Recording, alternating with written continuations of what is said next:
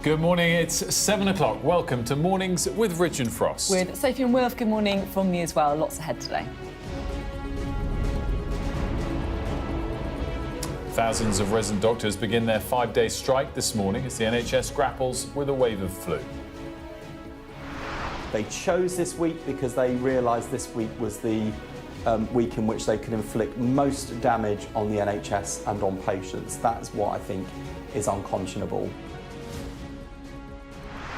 I'm in Sydney, where the first of the 15 funerals for those killed in Sunday's attack have been taking place. The community united in grief as the suspected attacker is charged.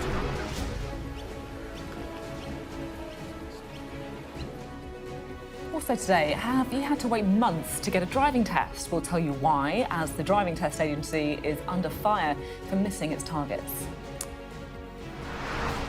And why British students could once again study abroad under the EU's student exchange scheme for the first time since Brexit.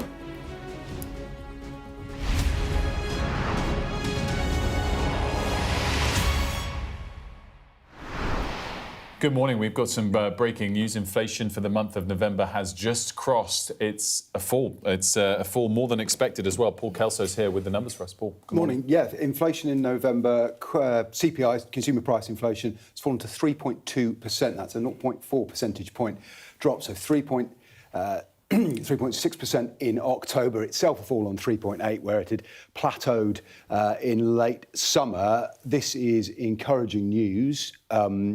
Because it indicates that all the forecasts about which there hasn't been much controversy, that inflation is on the wane, that we've reached the top of the cycle and inflation is falling, excuse me, that is well underway. It is ahead of where expectations were. Consensus economists would be a 0.1 percentage point, 0.2 percentage point fall. So, good news for people worried about the cost of living. That's the headline. Yeah, prices are still rising. We have to remind people that inflation is prices rising. They're not rising as fast as they were. And we'd seen the peak of this inflationary cycle had been relatively easy to predict, because it was last month, October, that's when energy prices are recalculated. Higher energy prices a year ago dropped out of the calculations, but this is good news, and it is more than expected. And of course, it comes a day ahead of the last big bit of economic news of the year, which would be the Bank of England's Monetary Policy Committee, who'll begin their discussions around their decision today. They'll be taking these numbers into account. Andrew Bailey, the governor of the Bank of England, had said at their last meeting, when they left rates unchanged at 4%, that he wanted more evidence that prices were falling. And this would appear to give them that.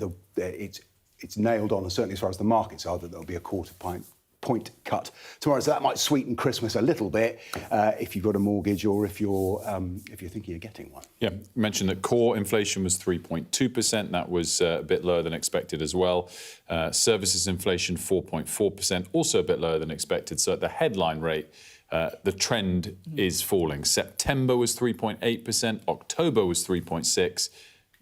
This data this morning for the month of November, 3.2, so lower even than expected. And good news. There's one interesting note here, just to pull up from the Office for National Statistics. We're just getting their notes to this. One of the drivers, lower food prices.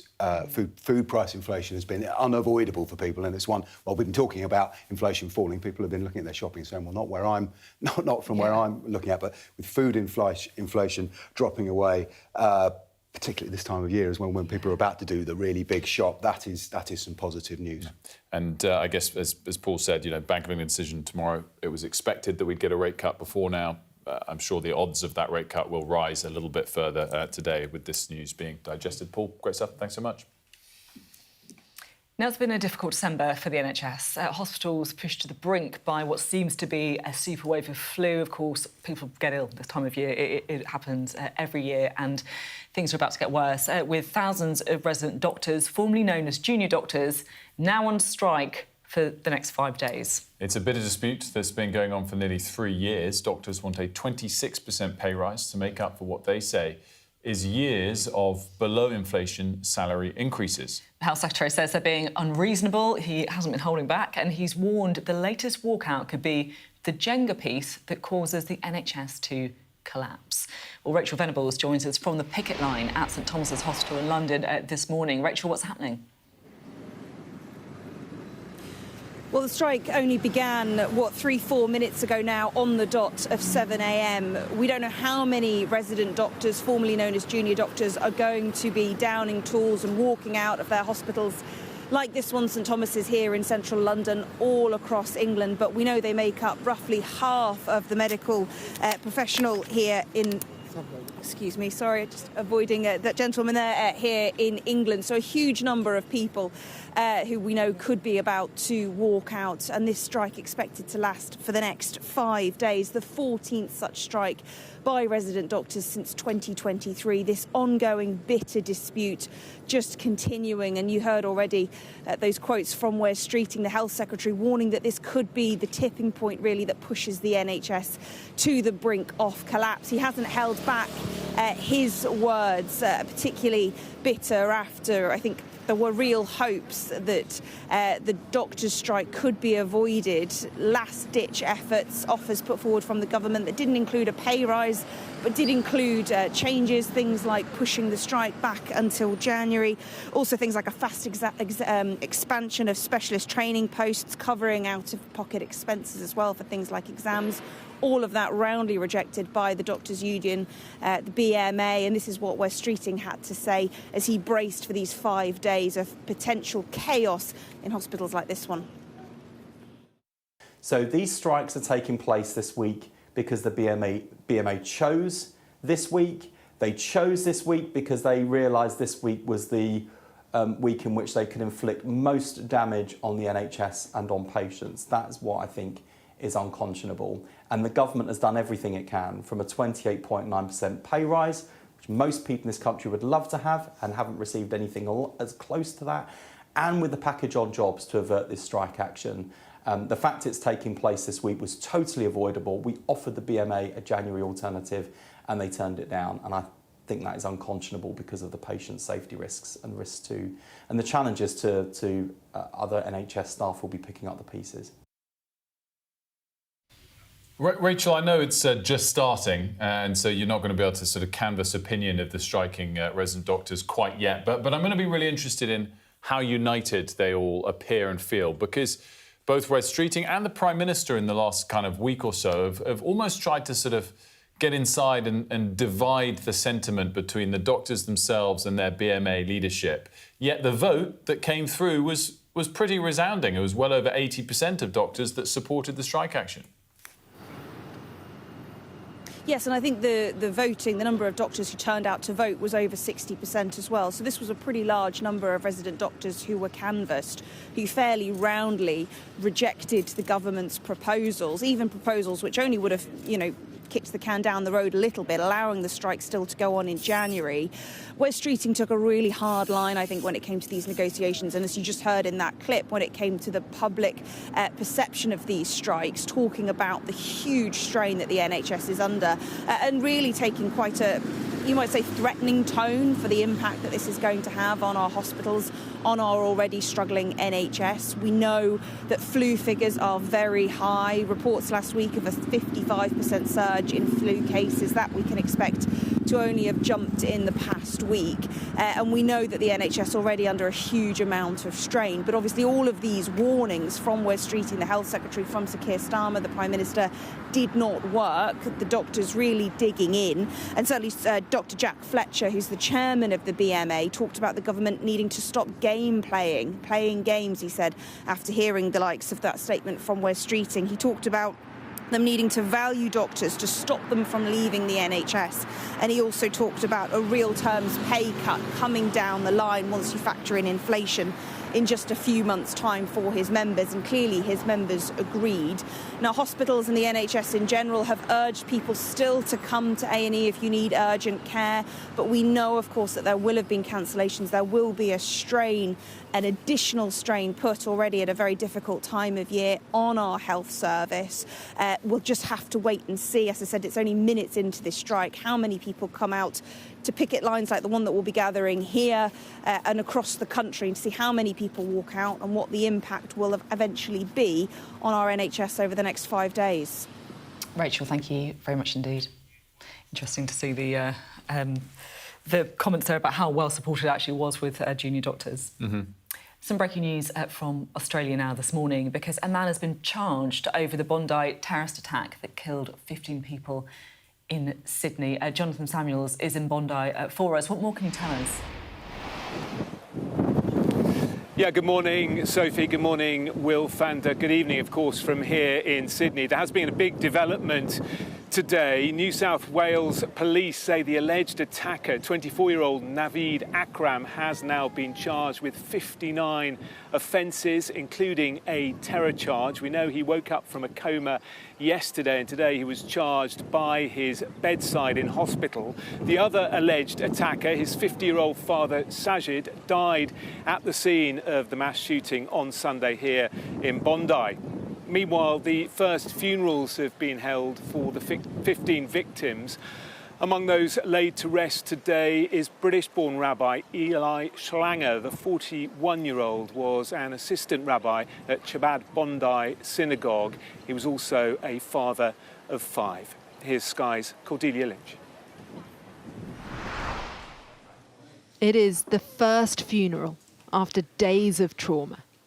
The first chance to grieve, to hold, to console. A community 2 men tried to tear apart, now together. They were here to remember Rabbi Eli Schlanger, a father of 5 who welcomed a little boy just 2 months ago, his family holding on till the very end. To his dear, dear children, whom he loved and devoted himself to endlessly, Priva, Nasan, Rosa, Ari, and Chimchi. Just know that your father will always be with you. He was one of the key organisers of the Hanukkah event that became a massacre. A figure famed for his openness, his outreach, and his pride in being Jewish. To his colleagues and friends, he was more than just another rabbi. He was a force. Each one of us here will honor Eli by also being so much more. More Jewish, more proud, more loving, more attentive to our children, supportive of our friends, and involved in our community. After unspeakable grief, they found solace in song. A people rocked by the scale of their loss, united on the streets of Sydney.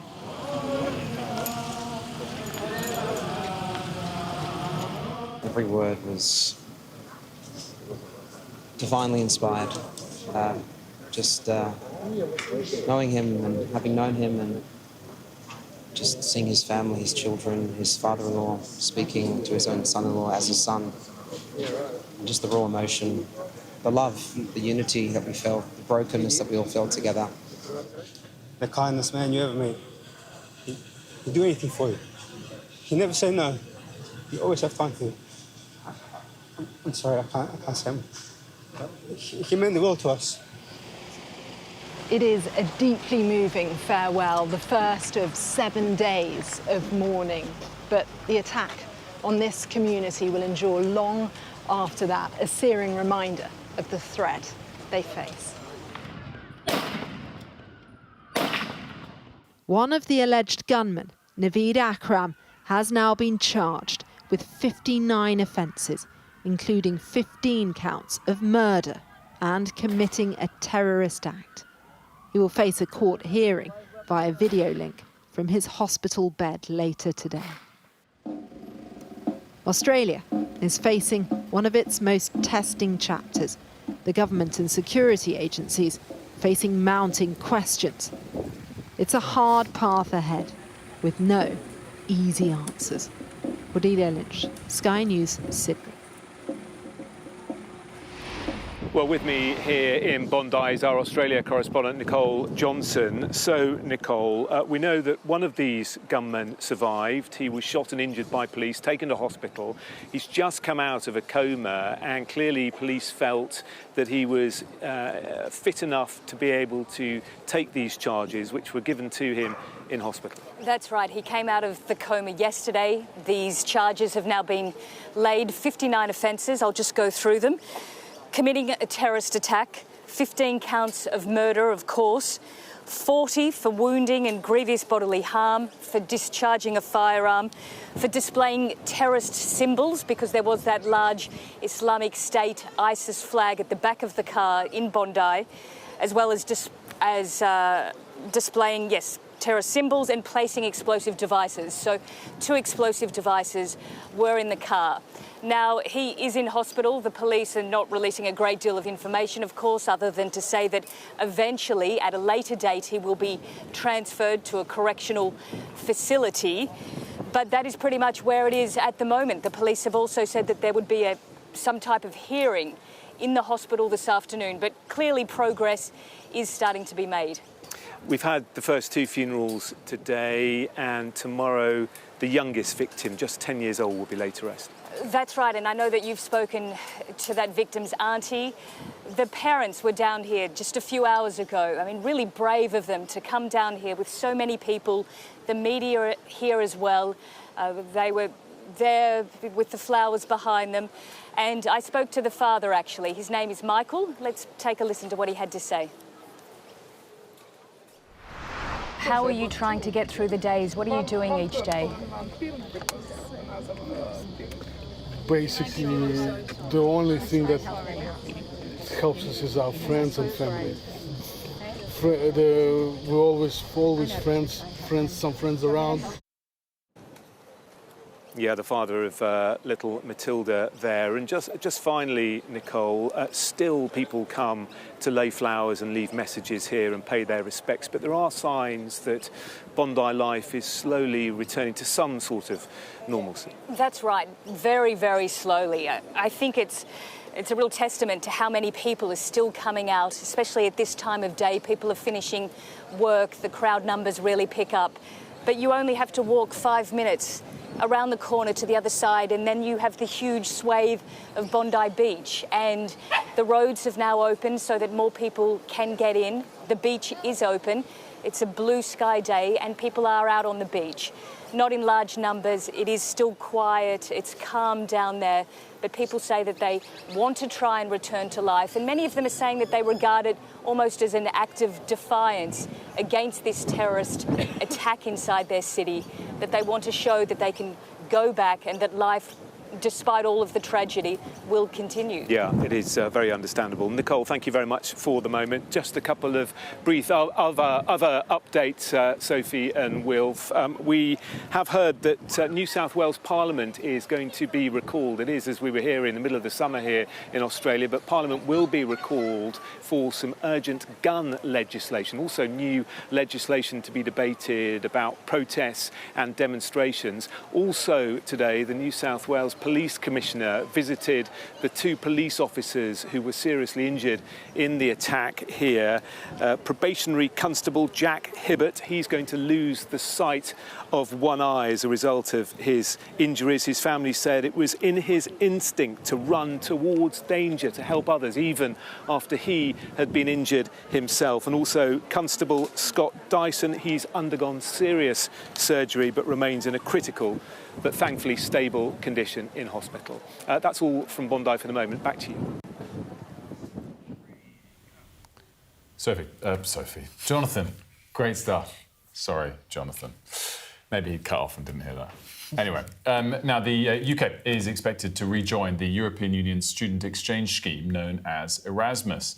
It's part of a deal that could mean British and European students are able to spend a year of study abroad without additional fees as soon as January 2027. Let's talk to Rob Powell about it, who's here with us. Rob, this is pretty significant just in its own right, also kind of more broadly suggesting that very, very hard work that the Prime Minister and the government's been doing to try and thaw relations with the EU is perhaps paying dividends. Yeah, we're expecting the details to come out later this morning. So at the moment, they're a bit scant, the details as they're out there. But we understand this will start again from January 2027. It will basically mean students at universities in the UK, but also people at further education colleges as well, being able to go and spend a year at a European institution, but carry on paying basically their tuition fees back in the UK. They can apply for grants and things like that as well.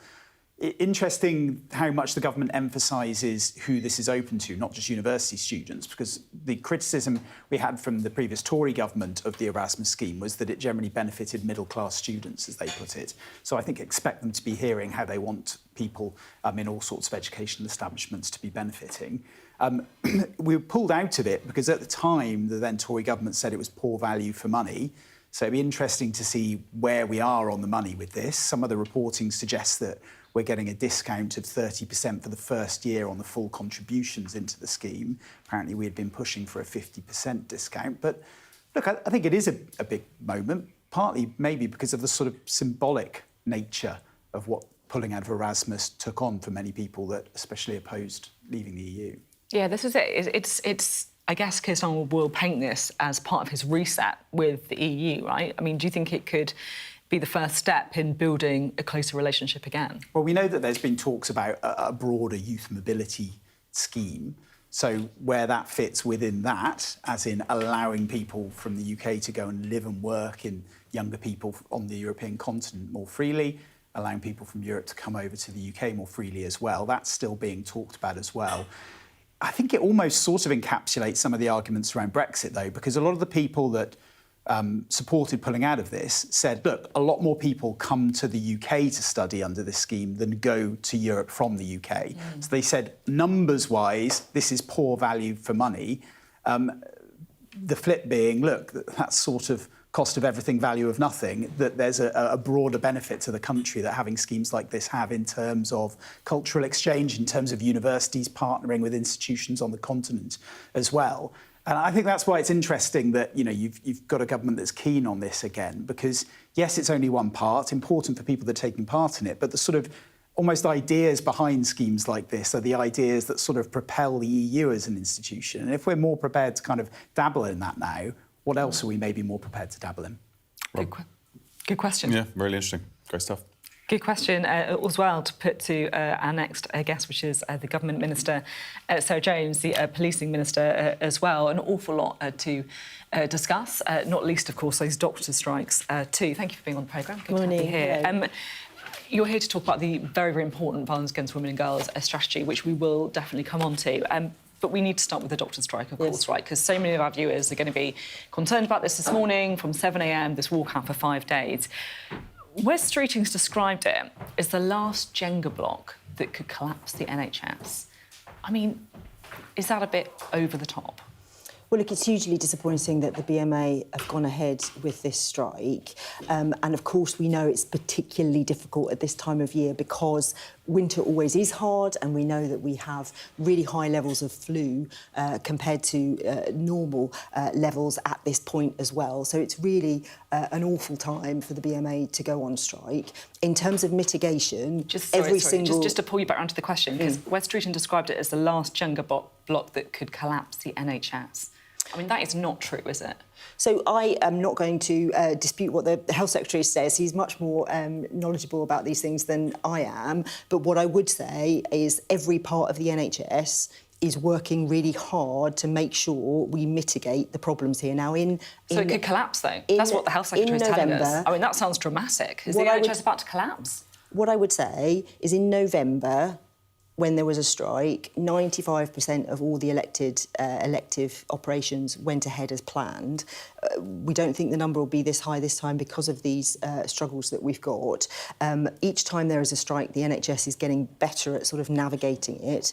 What I do think it's important to say to people is if you are unwell, if it's an emergency, go to A&E, call 999. If it's not an emergency, go to your doctor, call 111 in the usual way, and we will navigate our way through this. I don't want people to think that they shouldn't go and get services that they need. They absolutely should. You're Policing Minister. Yeah. Police aren't allowed to strike. You know, if doctors can strike, shouldn't police be able to strike as well? No, I think absolutely doctors should have the right to strike, and the right to strike is really important. There is a different system with policing, and I think that's right. Of course, we have to then navigate our way through making sure the voice of the police force is heard, and that's important. I guess because they're both kind of emergency services, frontline services, right? I just wonder why they're... you think it's right that there's a difference between police and doctors? I think it is right, yes, and I wouldn't want to take away the right to strike at all, but the BMA are not helping our cause by striking when they've had such a big pay rise already, and when the Health Secretary has offered a really good suite of proposals to them, and has even offered to extend the right, the mandate to strike, so that they could strike at a better time when the NHS wasn't under such pressure. Now, I want to talk to you about Erasmus. We were just speaking about it earlier with our correspondent Rob. So is the UK rejoining the Erasmus scheme that allows UK students to study at European universities for a year and vice versa? So I can't get ahead of that announcement. I'm so sorry. Oh, come on, this is so frustrating. I mean, it must be annoying for you as well. You've been briefed. It's in all the papers. It's been briefed. It's been confirmed. It's not an announcement that has been confirmed. I can't. It has been confirmed. But let me set the context, which is... I mean, I'll be honest, this goes to the heart of why... I mean, what is going on with the government comms? Why are you briefing out a story if you then can't talk about it when you come and at 7 a.m. Well, the announcement hasn't been made. I'm here to talk about violence against women and girls. But let me just say, in terms of the context, of course, we are negotiating our way to a better outcome and better relationships with the EU, whether it's defence, whether it's trade, and the Erasmus scheme is part of that. I can't get ahead of the announcement right now, but of course, that ability for people, regardless of their income as well, to be able to study and learn abroad, I think is really important. OK. It's a bit of a charade, isn't it? I mean, come on. We all know it's going to happen. I'm not going to jump ahead of an announcement. The Lib Dems would argue that the Erasmus scheme, of course, we can't confirm whether it's going to happen or not, that should be the first step to a youth mobility scheme. So that, in other words, is young people being able to work in the EU and vice versa. What's your own view on a youth mobility scheme? Well, I think we want to have closer ties. We are not going back to the systems that we had before, that's for sure, in terms of single market, customs union, all of that, you know. But where we can work better together, where we can increase trade, where we can be more secure, where we can make sure our young people have opportunities, those are the conversations that we're having. But so those conversations sounds quite warm then to youth mobility scheme. I wouldn't say one way or another. The Erasmus scheme, as you know, is we're going to learn about hopefully soon, which would be one step, which I think would be positive. Let's talk about violence against women and girls. It's a very important strategy out this week. The government, of course, has these ambitious plans to halve violence against women and girls. You've described it as a national emergency. And you're announcing today abuse victims getting specialist NHS support. So often, as you say in the release, they're the first service that realises something is going on. Well, just talk about that. So there's two programmes we're announcing today. The strategy's coming tomorrow. It will be the biggest attack on violence against women and girls, ever. It's very significant. We're using every part of the state, and this is the NHS playing its part, which is great because historically it hasn't in the way that it should. If you are a victim and you go to see your GP, which is often the first door into the NHS that you go to, having GPs who are trained to spot the signs, to ask the right questions, and then be able to refer on to specialist services is really important, and that is what we are putting in place so that those victims can go to the specialist care that they need. The other part of the announcement is around children who've been victims of sexual abuse, and we are going to extend what's called a child house, where children are able to go to one place where they only have to tell their story one time, and all the agencies, the specialist therapy, the other agencies that need to be part of that response to that child are all wrapped around the child in one place. And both of these things, I think, are absolutely right. And I'm just very proud of the Health Secretary for diving into this problem in a way that previous Health Secretaries just haven't. I was really struck, I'll be honest, by this thought, which I hadn't really kind of considered before, that the first time an abuse victim might come into contact with the state, if you like, with services, is through the NHS. And I guess the reality of that is probably quite grim. Yes. Like, there might be signs of abuse that a doctor might see. Absolutely, and we're rolling out training across all sort of medical professionals just to be able to spot those signs, but also to be able to ask the right questions. Only 1 in 10 people actually speak about what's happened to them. That's a very small proportion. We want those people, yes, to be able to go to the police and to feel that they can and to get justice, but also to be able to heal. And that sort of door through the GP services, particularly for women who will be coming in and out of GP surgeries perhaps more often than any other part of the NHS, that is a place where we can help them and identify what they need. Thank you very much indeed, Sarah James, Thank you. speaking to us there about the strategy on violence against women, but also, of course, about those resident doctors' strikes that started half an hour ago, and we are waiting to see what the impact is going to be. We'll bring you more on that story in a few moments.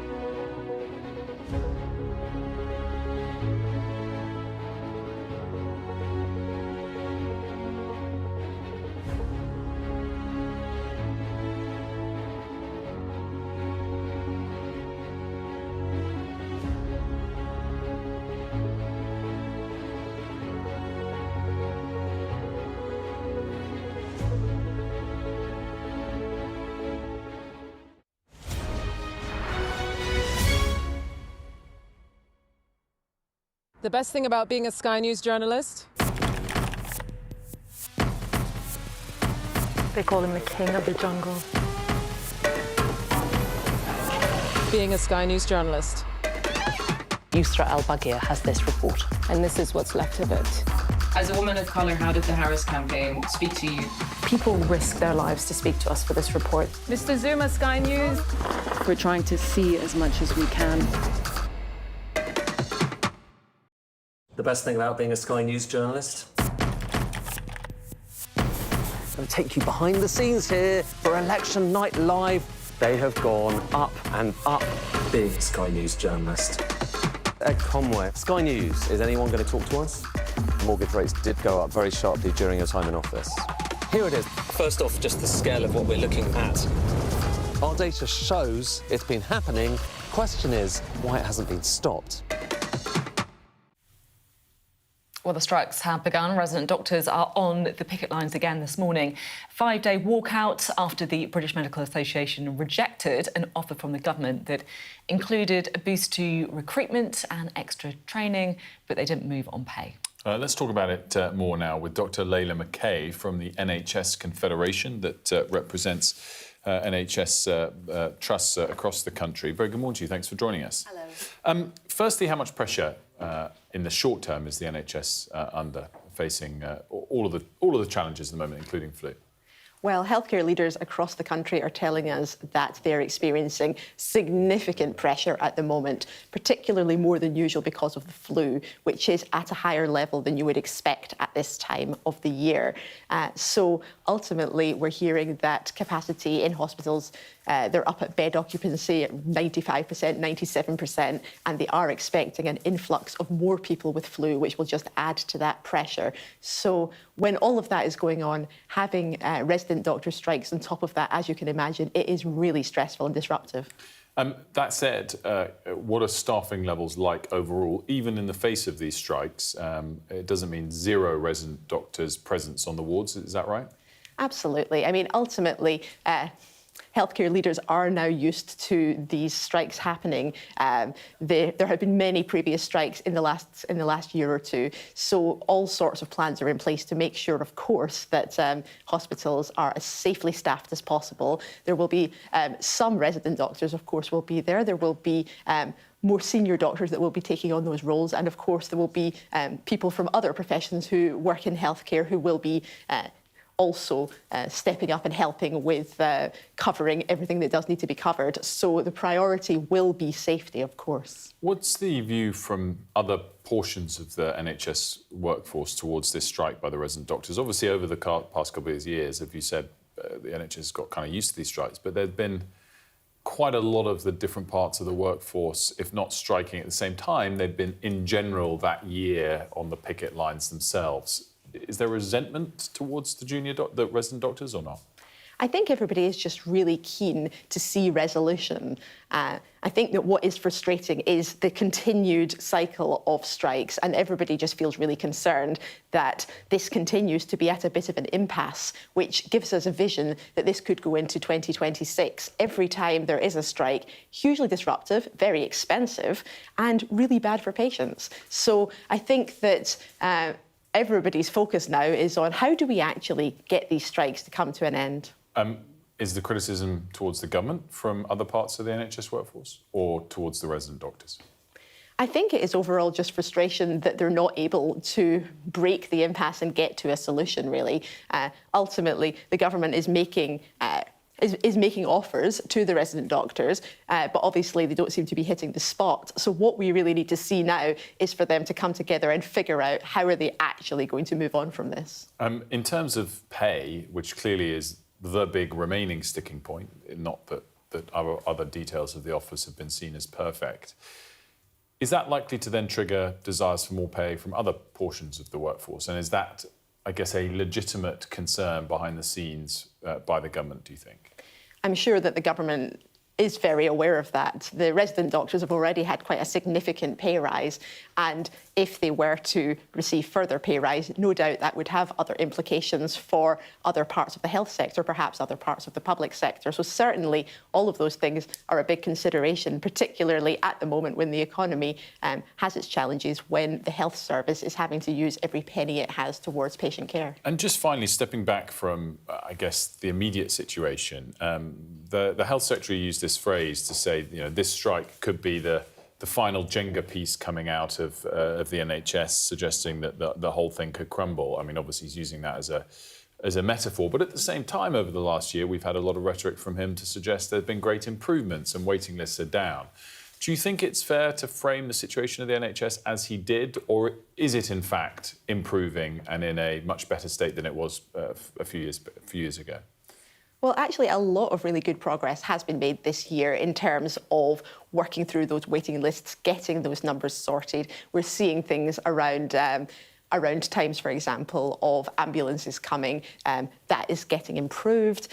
We're seeing a lot of really positive statistics going in the right direction, improving patient care, more people getting their GP appointments, all sorts of positive changes across the NHS. But nevertheless, it's very clear that they are doing that in a very high pressure environment, working at very, very high capacity.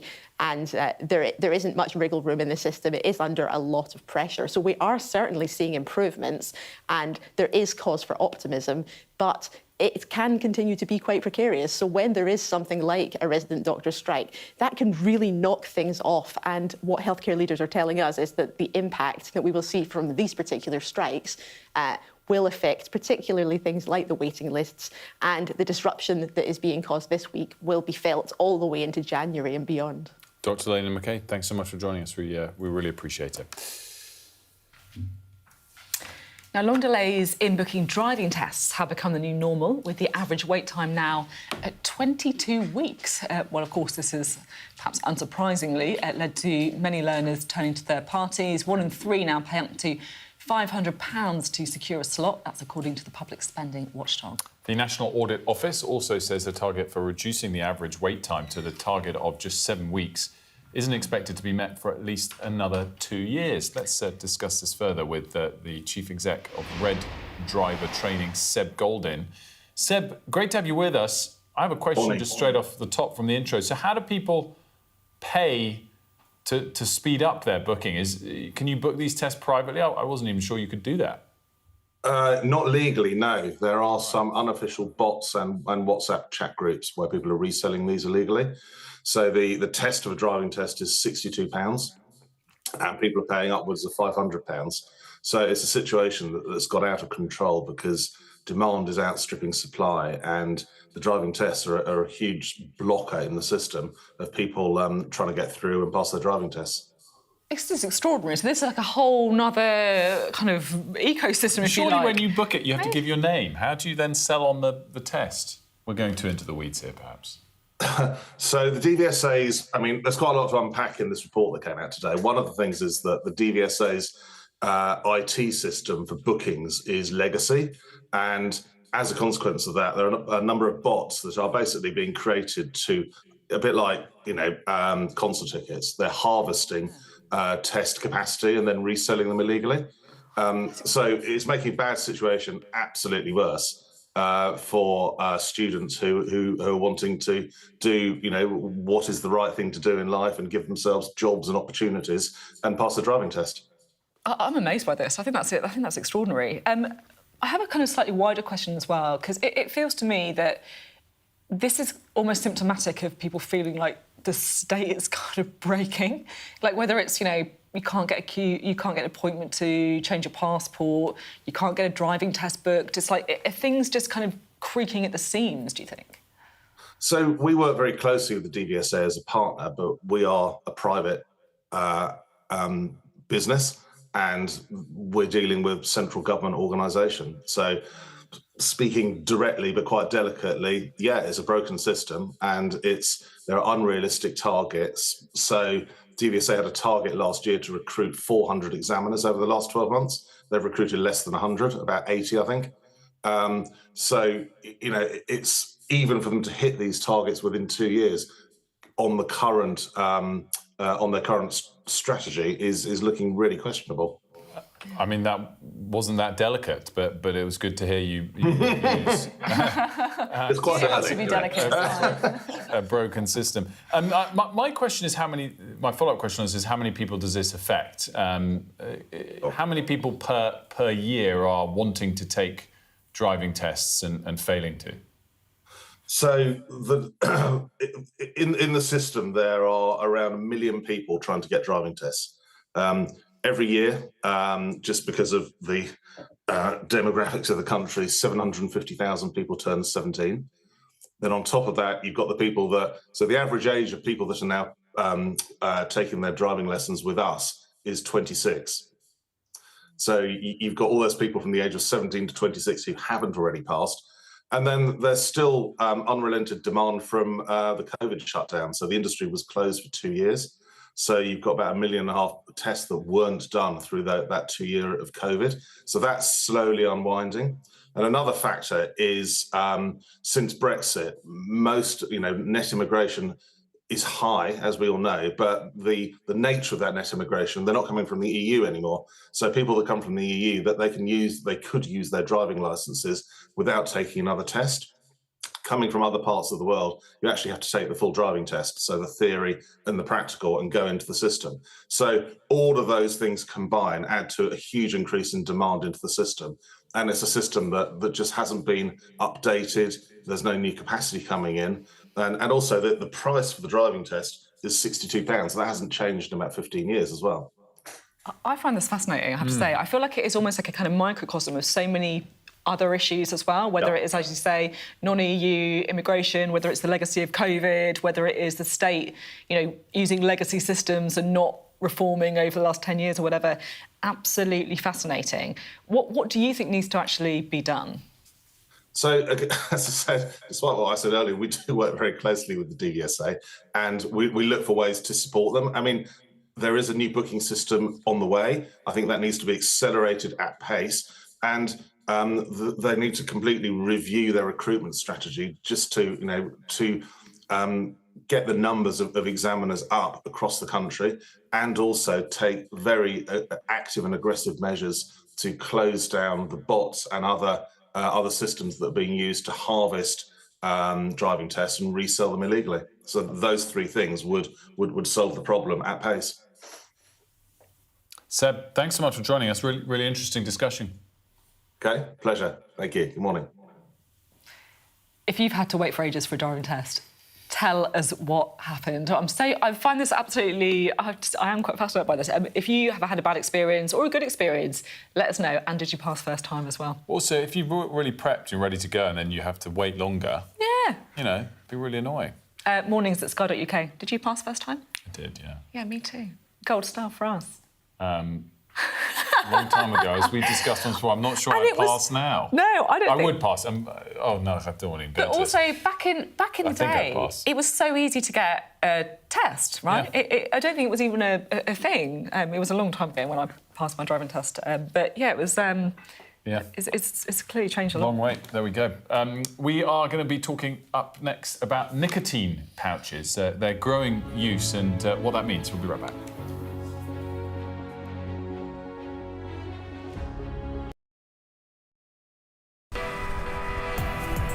I'm Stuart Ramsey, and I'm Sky's chief correspondent. Free wherever you get your news.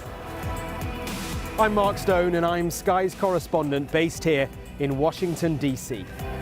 Sky News, get the full story first.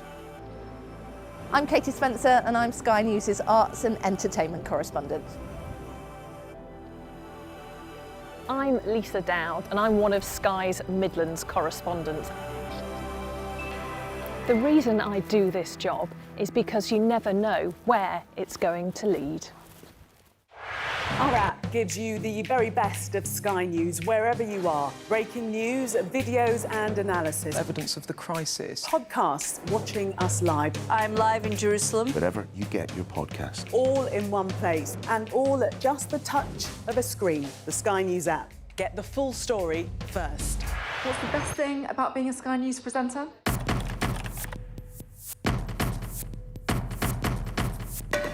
We've done the work and the reading, so you don't have to be a Sky News presenter. Hello and welcome. Westminster, the heart of British politics. I'm so sorry about what happened to you. So what on earth is going on? It's not true. Can I tell you what I think? It's really unusual. Mornings with Richard Frost. Let's crack on. Let's get started.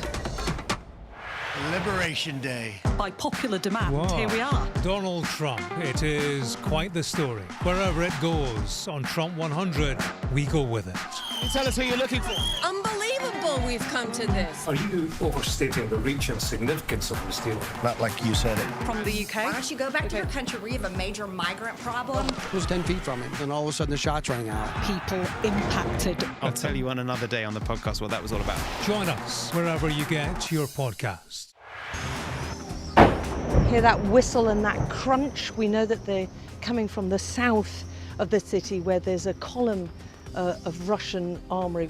I'm Alex Crawford and I'm Sky's special correspondent based in Istanbul. Look at that sheet of flames, and that has happened within minutes, and now it's coming from both sides and it's moving this way.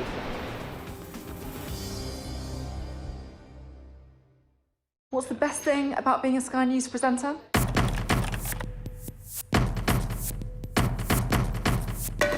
We've done the work and the reading, so you don't have to be a Sky News presenter. Hello and welcome. Westminster, the heart of British politics. I'm so sorry about what happened to you. So what on earth is going on? It's not true. Can I tell you what I think? It's really unusual. Mornings with Roger and Frost. Let's crack on. Let's get started. Welcome back. The son of Hollywood director Rob Reiner has been charged with 2 counts of first-degree murder over the killing of his parents. Well, Reiner was best known as the director of films like When Harry Met Sally and A Few Good Men, but he and his wife, Michelle, were found dead at their home in Los Angeles on Sunday. Our US correspondent Martha Kellner has this report for us, which does contain flash photography. On a visit to the White House, Nick Reiner stands between the smiling parents he's now charged with brutally murdering. Film director Rob Reiner and wife Michelle were stabbed to death in their home.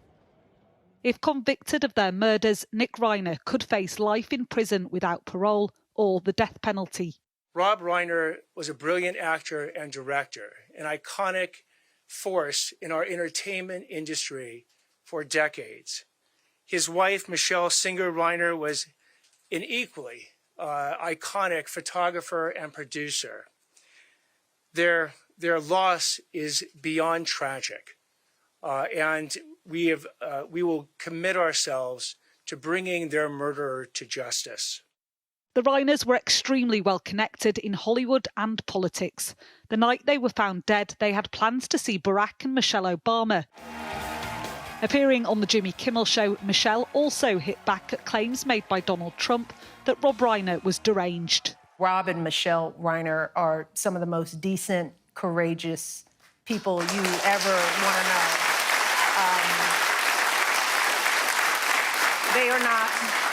They're not deranged or crazed. What they have always been are passionate people.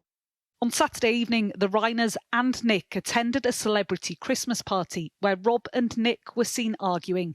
It's not known if the couple were killed that night or sometime on Sunday, but Nick was arrested on Sunday evening. This is downtown Los Angeles, around 14 miles from the home where Rob and Michelle Reiner were killed. And it was here, beside a light railway stop, that Nick Reiner was taken into custody. Police pictures show him being restrained by an officer and put in handcuffs. He'll be arraigned in court at a later date to plead guilty or not guilty. Nick is seen here on the left with siblings Jake and Romy, who are now facing the unthinkable. Their parents stabbed to death and their brother thought to be responsible. Martha Kellner, Sky News, Los Angeles. Okay, next we're talking nicotine pouches, because there's been a huge rise in the number of people using them, especially among young men. And unlike other nicotine products like cigarettes or vapes, there's currently no age restrictions on buying them. So, yeah. It's something that's been highlighted by a new report from the University of College London, where Harry Tatton-Birch is a senior researcher. Dr. Harry Tatton-Birch is senior researcher. Very good morning to you. Thanks for joining us. Good morning. So firstly, just break down some of these statistics that we're talking about and the overall use of these tobacco pouches in terms of trends there. Well, since 2019, we've seen really, when the products were introduced, we've seen aggressive advertising of nicotine pouches. And that's why we wanted to look at the percentage of people that are using these products across different groups and whether that's going up. And as you said, there's been this increase in nicotine pouch use, and that's almost been exclusively among young people, and especially young men. So in young men aged 16 to 24, around 8% report currently using nicotine pouches, and that compares to just 2% of women the same age. So just nicotine pouches, they're the little pouches and you put them under your gum, that's right? Exactly. So I know, I've seen people using these quite frequently, normally relate to football, actually. So again, it's the kind of young men football nicotine pouch. They can be quite strong, right? I've seen people have, like, one person in particular have, like, quite an adverse reaction to it. So I guess it's not without risk, right?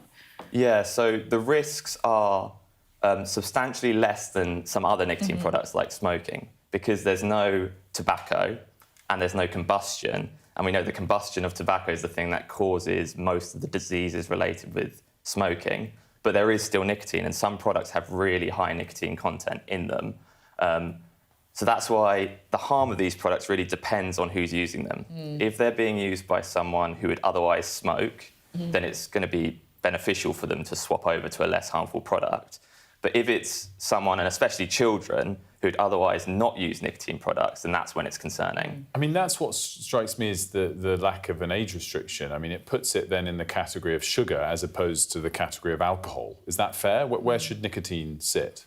I think that's exactly the issue. And the tobacco and vapes bill that should be coming in next year should plug that gap in the regulation. The problem at the moment is they're not tobacco products, so they've not fallen under tobacco regulation. And they're not a vape, so they've not fallen under vape regulations. So there's been, no age restriction, no marketing restrictions, and minimal other sort of restrictions. That makes a lot of sense. That it just doesn't. It's almost kind of fallen through the cracks in a way. So it feels that, like, some kind of age restriction, sensible, but also the message is it is better than smoking as well, right? Exactly, and I think some countries have gone a bit too far in that they've banned nicotine pouches entirely, even while cigarettes remain easily accessible, widely used. But I think we're too far in the other extreme at the moment. Is it currently in the bill? No. It will be, It's in the bill. So it will ban sales to children and help restrict advertising as well. We seem to be quite lax on this stuff in the UK. Is that fair? Like, I felt like that a little bit with vapes as well. Like, other countries had much more kind of hard-line responses to vapes. And then I guess the problem is if you don't act soon enough, then people do become addicted to these products. I think we've had, some balanced regulations, but the tobacco and vapes bill has just taken a long time to come in since there was that surge in vaping in young people in 2021. I think we've just been a bit slow to respond. Dr. Harry Tatton-Birch, thanks so much for joining us. Really interesting. Thank you. We're going to end with a little bit of sunny news at the end of the programme. That's probably, I've got to apologise for that, sorry. The Met Office say the UK has recorded its sunniest year ever, with a bumper spring and summer, putting 2025 firmly in the top spot for sunshine hours across the UK. The country clocked up 1,622 hours of sunshine. It's got to be more than that, doesn't it? Divide it by 365 days, that's like 3-4 hours a day. I don't understand. Yeah, anyway. It's very sunny. It's been very sunny, and that's come because of high pressure and other factors of that ilk. Fantastic. Yeah, it's been great. And also, the best kind of sun, I would argue, is a bit of winter sun as well. Like, when you have that kind of cold day, but it is nice and bright, bit of sun. All sun's pretty nice, isn't it? Yeah. I mean, lovely. But it has been, we heard some nice... when I saw the story, without having done any data analysis myself, that figures, particularly this last month, has been lovely. Yeah, it has. And also, the other good news is we don't even have to feel that guilty about it, because scientists say that they're not even sure it's due to climate change. They think it might just be because of this high-pressure stuff. So, actually, we can just enjoy the fact that it's been a sunny year. And on that sunny note, we are going to take a quick break, and we'll see you on the other side for a very sunny rest of the morning. So,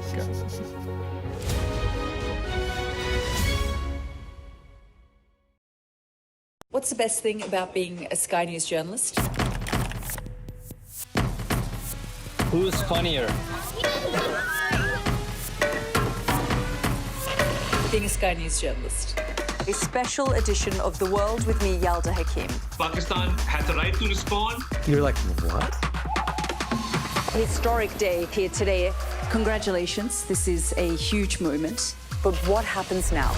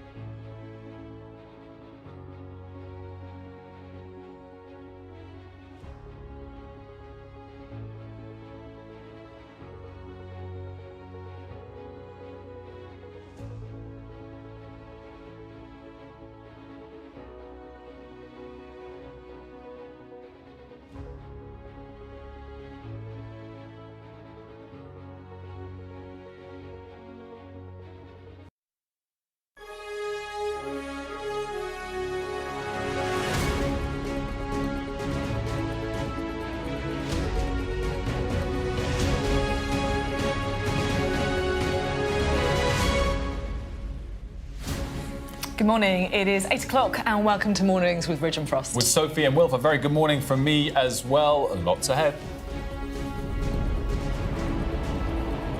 Thousands of resident doctors begin their 5-day strike this morning as the NHS grapples with a wave of flu. They chose this week because they realised this week was the week in which they could inflict most damage on the NHS and on patients. That's what I think is unconscionable.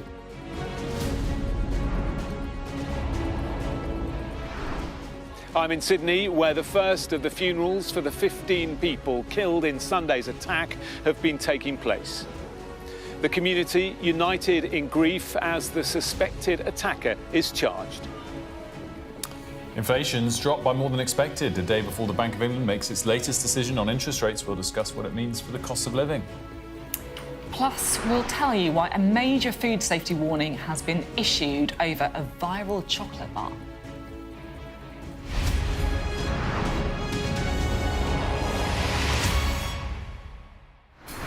A very good morning and welcome. It's been a difficult December for the NHS, with hospitals pushed to the brink by what seems to be a wave of superflu. And things are about to get worse, with thousands of resident doctors, formerly known as junior doctors, now on strike for the next 5 days. It's a really bitter dispute that seems to be only going one way. It's been going on for nearly 3 years. Doctors want a 26% pay rise to make up for what they say is years of below-inflation salary increases. But the Health Secretary says they're being unreasonable and warned the latest walkout could be the Jenga piece that causes the NHS to collapse. Well, Rachel Venables joins us now from the picket line at St Thomas's in London. Good morning to you, Rachel. This literally started an hour ago. It did, 7 o'clock on the dot. That's when this 5-day walkout, a week before Christmas, began with resident doctors downing tools effectively across England. And they are a significant population of the NHS, roughly half of the medical workforce, who could be walking out today and setting up picket lines like this one. We're outside St Thomas's here in central London, but this will be a scene repeated across the country. And of course, it's a scene we've seen so many times before. This is the 14th strike by resident doctors, formerly known as junior doctors, since 2023, and this ongoing escalating row between themselves, BMA, their union, and the government about pay, conditions and job opportunities. And this time they are demanding a 26% pay rise, something the government has effectively called unconscionable, coming after they received a 28.9% pay rise not too long ago. But they say that specialisms, opportunities for specialist training has been denied to them, and they also criticise what they call a real terms pay cut, with wages being frozen in the face of mounting inflation. So that is the battle lines effectively, and we've seen some real turning up, I think, of the temperature of the language, particularly from the Health Secretary, Wes Streeting, who's really accused the BMA of, I think, weaponising this time of year, a huge spike in flu cases. We know the NHS is under a huge amount of strain. He'd asked the BMA to consider delaying the strike at least until January. This was part of a package of measures and last-ditch offers that were put to them, but eventually rejected on Monday. And this was Wes Streeting's response to that just a couple of days ago. So these strikes are taking place this week because the BMA chose this week. They chose this week because they realised this week was the week in which they could inflict most damage on the NHS and on patients. That's what I think is unconscionable. And the government has done everything it can, from a 28.9% pay rise, which most people in this country would love to have and haven't received anything as close to that, and with the package on jobs to avert this strike action. The fact it's taking place this week was totally avoidable. We offered the BMA a January alternative and they turned it down. And I think that is unconscionable because of the patient safety risks and risks too. And the challenges to other NHS staff will be picking up the pieces. Rachel, these walkouts have been going on for years now. It's been such a protracted argument with two different governments. I just wonder what your kind of assessment is on where the court of public opinion is at on it. And also, I guess, the doctors themselves. Has there been any kind of chink showing that perhaps that determination is wavering? I think Two obviously very different groups here, and I mean we saw from the start that actually there was a significant amount of public support, or at least I think compassion for the doctors, for striking nurses as well.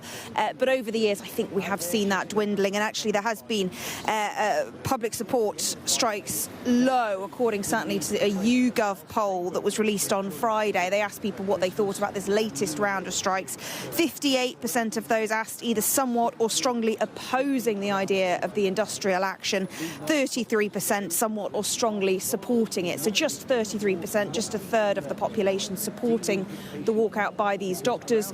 But the numbers, when they were asked just a few days ago whether or not they wanted to continue striking, was pretty overwhelming in support. 65% turnout when the British Medical Association, the BMA, asked resident doctors in England whether or not they wanted to strike. And we had over 80% saying yes, they did not support the government's offer and they wanted to walk out today. So still holding firm, the resident doctors, but the public support, that seems to be wavering. And certainly before we came on air this morning, there were a few people shouting out abuse at the doctors as they cycled past, as they walked past this morning. So it'll be really interesting to see as the day goes on what sort of engagement they get from patients coming out of this hospital and also just members of the public who see them out and about. Yeah, that's interesting. Quite different from the kind of beeping of horns in support that you do get on picket lines as well. Rachel, thank you very much. Now, a man has been charged over the Bondi terrorist attack that killed 15 people in Sydney. Jonathan Samuels in Bondi for us. Jonathan, good morning from here. Good evening to you. What more can you tell us?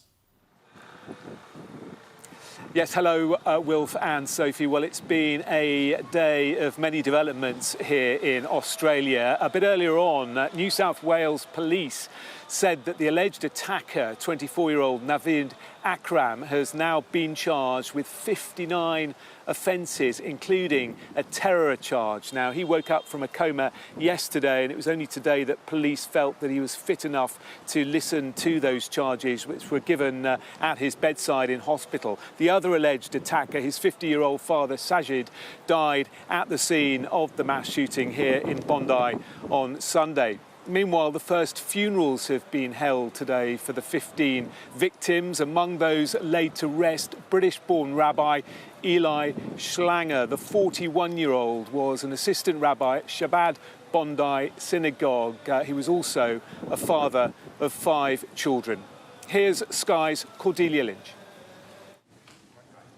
It is the first funeral after days of trauma.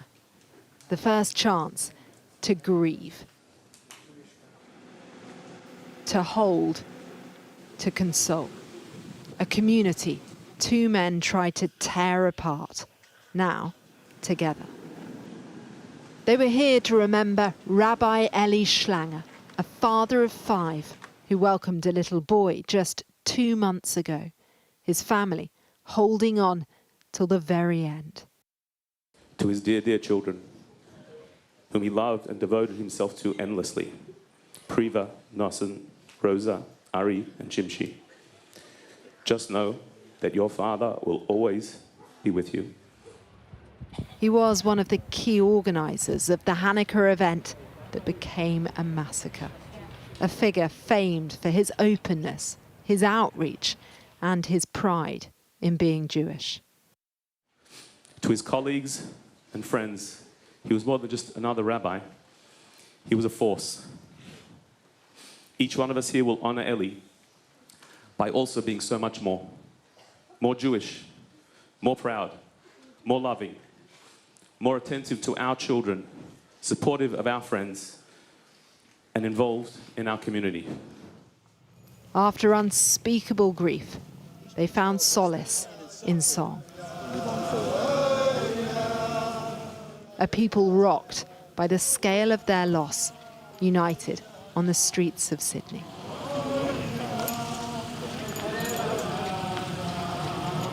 Every word was divinely inspired. Just knowing him and having known him and just seeing his family, his children, his father-in-law speaking to his own son-in-law as his son. And just the raw emotion, the love, the unity that we felt, the brokenness that we all felt together. The kindest man you ever meet. He'd do anything for you. He never said no. You always have time for me. I'm sorry, I can't say him. But he meant the world to us. It is a deeply moving farewell, the first of 7 days of mourning. But the attack on this community will endure long after that, a searing reminder of the threat they face. One of the alleged gunmen, Naveed Akram, has now been charged with 59 offences, including 15 counts of murder and committing a terrorist act. He will face a court hearing via video link from his hospital bed later today. Australia is facing one of its most testing chapters, the government and security agencies facing mounting questions. It's a hard path ahead with no easy answers. Cordelia Lynch, Sky News, Sydney. Well, with me here in Bondi is Sky's Australia correspondent Nicole Johnston. Nicole, a desperately sad day today. Those two rabbis having their funerals. It'll be another sad day tomorrow. The youngest victim, just 10 years old, being laid to rest. That's right. Difficult days ahead for Australia and for Sydney. So tomorrow we do have the funeral of 10-year-old Matilda, and she really has sort of captured the hearts of people around the world and in Australia, partly because of her name. Matilda is such an Australian name. Australia's female football team is called the Matildas. Waltzing Matilda is almost the national anthem in Australia. And I thought it was just such a lovely, heartbreaking story from the parents who are originally from Ukraine. When they were asked, why did you call your daughter Matilda? And they said they wanted something that embodied their new life in Australia. Now, earlier, the parents were down here for a while, which was a very brave and difficult thing for them to do. I spoke to the father, Michael, and let's have a listen to what he had to say. How are you trying to get through the days? What are you doing each day? Basically, the only thing that helps us is our friends and family. We're always some friends around. Yeah, desperately sad. And Nicole, just tell us a bit more about the charges that were given today to one of the two gunmen, a gunman who was shot here by police and has been in a coma in hospital. Yes, 24-year-old Naveed Akram has now been charged 59 offences, the main one, committing an act of terrorism, 15 charges of murder, 40 of trying to cause grievous bodily harm, discharging a firearm, displaying a terrorist symbol, that was the ISIS flag, Islamic State, that was on the back of the vehicle at Bondi, and also placing explosive devices, remembering that there were two inside. Now, he had been, he's still in hospital, and he had been in a coma. He came out of that coma yesterday.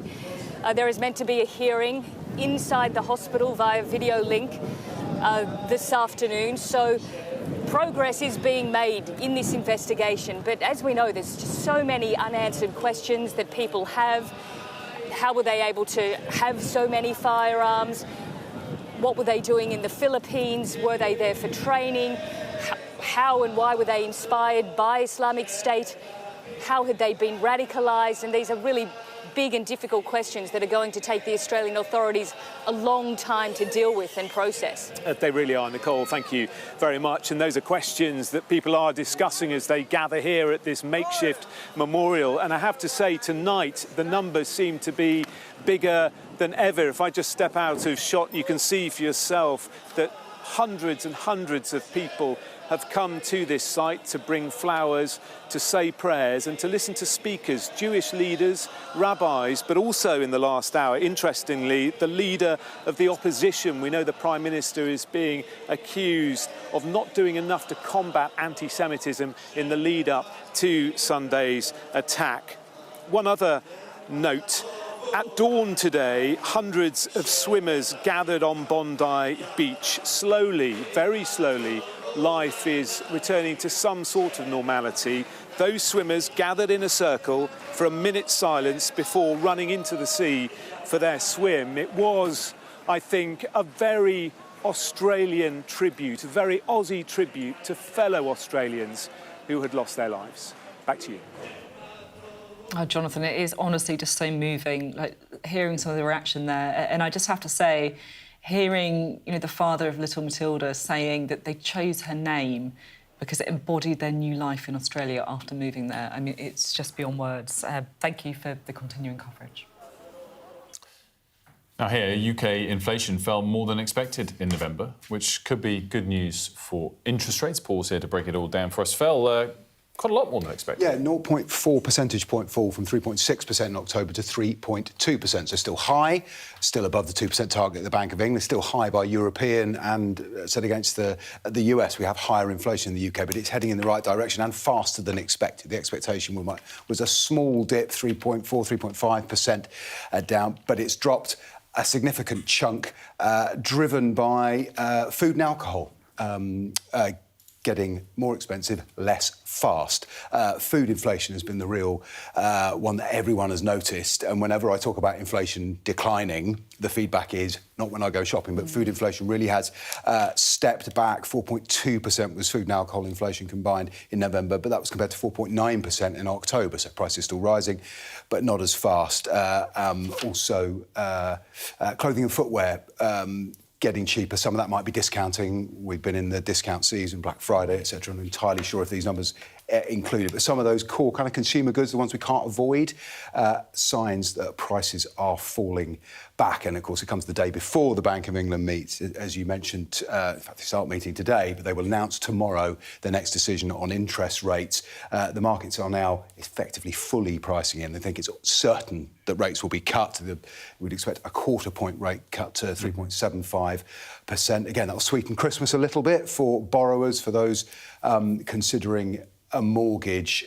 So moving in the right direction, and as you might expect when inflation is falling, we've heard from the Chancellor this morning, not in person, but a statement in which she's effectively said this bears out what she said in the budget, which she wanted to bring down bills. We didn't hear from her at all last week when GDP shrank, but 'twas ever thus. I should say, by the way, the Bank of England expected to cut tomorrow. They're now pricing in markets for another cut by April next year. So it shows it's not a sort of sugar rush of lots of cuts, but nonetheless one expected tomorrow. One thing we were just discussing as well, so that chart, if we can bring it up, 3.2%, obviously the rate today that's fallen more than expected. That, just to remind everyone, is the rate for November compared to last November. And what we actually did see on the month-on-month data this November compared to this October is actually a fall in prices, negative. Yeah. So it just shows that corner does feel like it has been turned. Which is that chart's really instructive, isn't it? We're all familiar with that peak, which was post-Ukraine war. If we go back to looking summer last year, actually dipped below the 2% target. That was driven by energy prices, essentially, much higher ones, dropping out year on year. This is statistical fact, it's mechanical, these prices fall away. That is a little bit what's happened, but that inflationary peak we've been on since last summer does appear to be over, and it's heading in the right direction, which is why the Bank of England said if they see that sustained, they'll make rate cuts. Touch on the price of chocolate for us, because that has been soaring of late. It has, and while it's down a tiny bit in these numbers, it's still over 17% year on year. And I get all the tough jobs in this role at Sky, but I got a golden ticket this week. I went to a chocolate factory in Skipton in North Yorkshire. They've been making family business, 135 years they've been making chocolate Whittakers. They said the last 5 years, particularly the last 3 years, chocolate's a commodity traded on global markets. It has gone through the roof, doubled in price. And I had a chat with William Whittaker, not William Wonka, about why that was. We buy liquid chocolate, and in 2023, compared to 2025, the price of our chocolate has doubled. And if we actually hadn't got contracted, it would have trebled. And that is a huge, to give you an example, that's about a £5,000 a tonne increase. And we use 1,000 tonnes a year. The main other factors, obviously, the minimum wage every year increases, particularly the national insurance last year. And sort of hidden a little bit in the budget this time for next year is the rate increases. I mean, this is a small business, £12 million, and our rates will go up nearly £100,000 next year. before any other minimum wages or any other costs. In fact, if you add up all the cocoa and all the other price increases, cost increases, in 2024, 2025, it's nearly £3 million. Paul, I've got a bone to pick with you. Go on. Where's the chocolate? I was about to say, I was hoping there'd be a river of chocolate. I thought you kind of bring some in, you know, your little pre-Christmas present. Full disclosure, were kind enough to give me and the camera operator a sample of their wares, and those that made it out of the Kelso household after a inspection by the junior members of the outfit were actually in our main newsroom yesterday and didn't make it past midday. But also, I was going to say, that is the headline, which is disappointing. But I also, because you mentioned Wonka, I thought the backdrop of a chocolate factory would be a bit more enticing than it looked. It looked very... What were you thinking of, like, chocolate fountains? Roald Dahl was writing before health and food standards arrived. I don't remember Augustus Gloop wearing a hairnet. But we didn't even really see the chocolate. They were already wrapped. There's plenty of... I tell you what, my Instagram, give me half an hour and you'll see plenty. Your full report is also on the Sky News website. Great stuff, Paul. Thanks so much. Now, the UK is expected to rejoin the European Union's student exchange scheme. It's known as Erasmus, and it's part of a deal that basically means that British and European students could be able to spend a year of study abroad without additional fees as soon as January 2027. Well, our political correspondent, Rob Powell, is here. So what's going on? Yeah, we're going to get the details later this morning on this, I think, but it's pretty much all but confirmed as you were going into with the minister.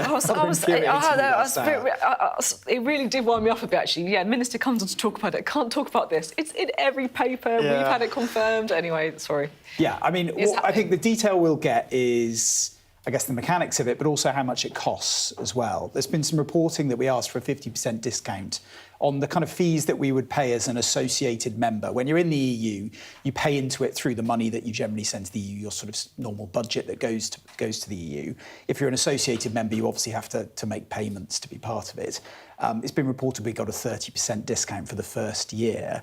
Now, obviously, we pulled out of it. The UK government at the time pulled out of it because it said it was poor value for money, that the offer that was being made at the time for how much we were paying was just too much. They also pointed to the fact that a lot more students, about double the number of EU students, came to the UK as the UK students went to the continent. But, I mean, I think it's significant because I think for a lot of people in the Brexit debate, it took on a kind of symbolic meaning pulling out of Erasmus, you know, especially the fact that Brexit voters tended to be older. I think a lot of younger people saw it as a sort of prime example of opportunities being taken away. So the fact that it's come back, I think, is significant practically.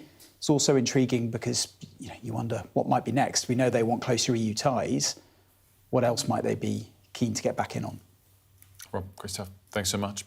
Let's turn back now to the 5-day walkout by resident doctors, which began just over an hour ago at 7 a.m. That's after the British Medical Association rejected an offer from the government, which did include a boost to the industry's recruitment system and extra training, but it didn't include more pay. We're joined now by the Deputy Chair of the BMA, Dr. Callum Parr. Dr. Parr, very good morning to you. Thanks so much for joining us. Good morning. How close were you to getting an agreement this time round?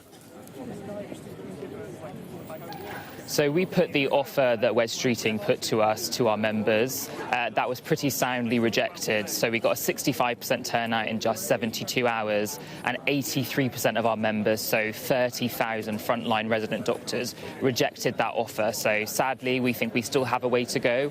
We are willing to have those conversations, but sadly, we haven't been able to come to a resolution yet that will settle our jobs and pay disputes. As you said, it was quite a resounding vote, both on turnout and the vote itself. In the lead-up to that, both the Health Secretary and the Prime Minister were often using rhetoric to say to resident doctors directly, ignore your BMA leadership and vote in favour of this offer. Were you disappointed by that rhetoric, and what did this vote show the government? I think the rhetoric is really unhelpful. So the resident doctors stood behind me in bright orange, work day and night for our NHS. They are the first people to see you on the ward when your heart stops or to perform life-saving surgeries overnight. They run the hospitals overnight. So I think that sort of rhetoric is really unhelpful, and I hope we don't see any more going forwards. I think what this vote shows is that what we told the government in the room, that we needed pay and we needed to go further on jobs to get rid of this ridiculous crisis where we're turning away 30,000 doctors this year away from specialty training places. Hopefully now they can see that all the resident doctors that stood behind me agree with us, and hopefully this moves them closer to putting forward an offer that can resolve this dispute. Clearly, job training and opportunities is one part and pay is another. They did move to offer quite a lot more late last week on the training and opportunities part. Was that, in that bucket, sufficient or not? I don't think so. So what we saw was 4,000 repurposed jobs. So these are jobs that already exist in our NHS. Doctors are already in them, and they are sort of just renaming those jobs. So we would see no increase overall in the number of resident doctors on the wards, which means that patients won't get seen any quicker on the ward round, and importantly, the waiting times in A&E and to see your GP won't go down. So we think we need to go further on that front. So while there's been some progress, it won't mean that the rotas that I work on are any better staffed, and I will still be worried that when I turn up to work, if one person calls in sick, I'll be doing the work of 2 doctors. And I think that is something that is shared by all the people behind me. On pay, I mean, there's so many nuances to it. You want to date back to just after the financial crisis, and understandably can make the argument that the pay increases you've seen haven't matched inflation since then. But I think it's also fair to point that very, very few jobs in very few industries have. You have had significant pay increases over the last 2 years, and the country's finances are wildly under pressure. Can you understand those points that I think a lot of people feel when they make them to you, as to now is not the right time to be pushing for an extra pay increase? If now's not the time, I don't know when is. We're seeing resident doctors leaving all the time. So the General Medical Council received more applications last year from doctors to leave our NHS for other countries than in the last decade. This is a crisis that is happening now. When we look at pay uplifts that we've had over the last few years, when you take out that massive inflation that we had over that period of time, it comes to around 2 or 3% per year. The reality is that as a doctor now standing in front of you, I am paid over 20% less than a doctor doing the same job that I did in 2008, and that is really felt by me and the doctors behind me in my pockets. So, you know, I've got £120,000 of student debt that I'm paying off. I've been a full-time doctor working up to 72 hours since I graduated over 3 years ago, and my student loans have gone up by £7,000. So in that context, people are really feeling it, and so we need to address that now so we don't lose doctors more. I totally get that, Dr. Parr, when you talk about real pay increases compared to 2008. But do you also accept that the average junior doctor, resident doctor, has got a nearly 30% pay increase in nominal terms over the last few years, and that very few people watching this programme will have got anything close to that nominal increase, regardless of what inflation has been in recent years? Well, there are 2 things. In terms of the nominal increase, doctors are still paying more with inflation for everything, including their student loans, their rent, their food. Prices are not cheaper for resident doctors than they are for anyone else. Forgive me, Dr. Parr. So is everyone in this country. Everyone's costs have gone up, whatever those costs might be. I'm just using the simple point. You've made the legitimate long-term point. In the short term, do you accept that junior resident doctors have had a far bigger nominal pay increase than the vast majority of people watching this programme? So I recognise that our pay has gone up maybe more than other public sector workers, but that is on the background of having larger cuts than anyone else in the public or private sectors. And as I said, our pay is still down over 1/5 on 2008. Doctors are leaving for that reason. We don't think that we can afford not to pay our doctors because our NHS needs them. We need them to bring down the waiting lists and waiting times. We're turning away 13 A&E doctors for every 1 post. We need to get doctors into jobs, but importantly, we need to keep them here. If we're not going to pay our doctors what they're worth, they will leave, and we are seeing that. The government should do something about it, and I think your viewers would want them to do something about that. Dr. Parr, thank you so much for joining us. We really appreciate it. Thank you. Lots lots more coming up on the programme, including we'll be talking to our very own Yalda Hakim about a big interview she's got coming up later today.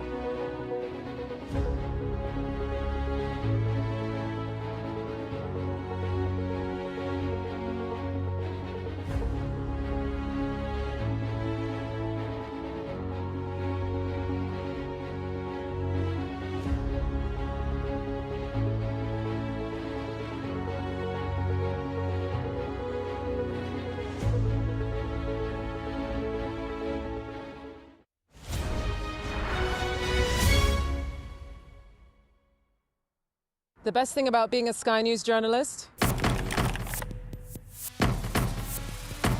They call him the king of the jungle. Being a Sky News journalist. Yusra Al-Baghir has this report. And this is what's left of it. As a woman of colour, how did the Harris campaign speak to you? People risk their lives to speak to us for this report. Mr. Zuma, Sky News. We're trying to see as much as we can. The best thing about being a Sky News journalist?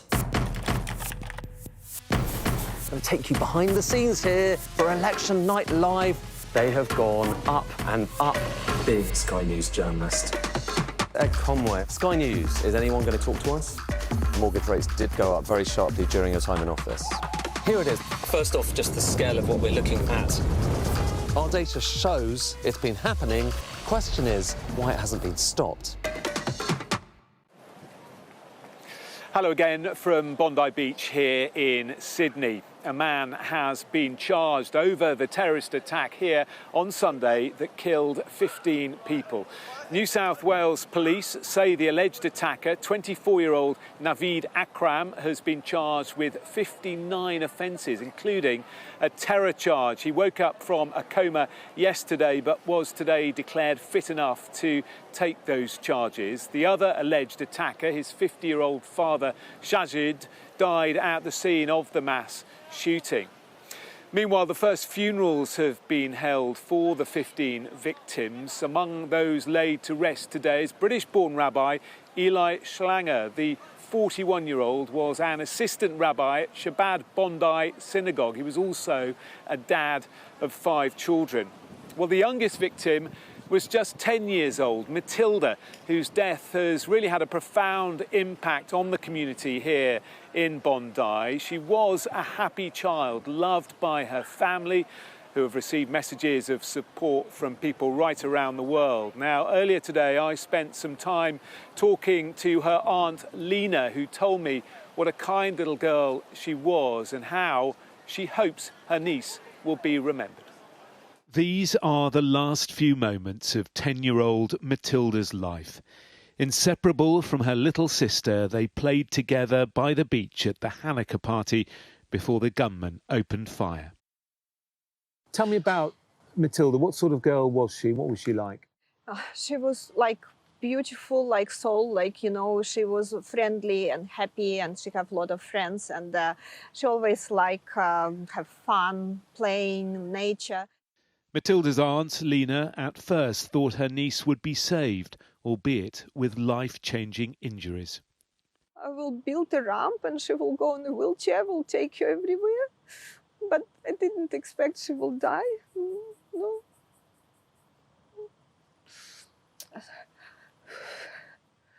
I'm so sorry. I'm so sorry. Yeah.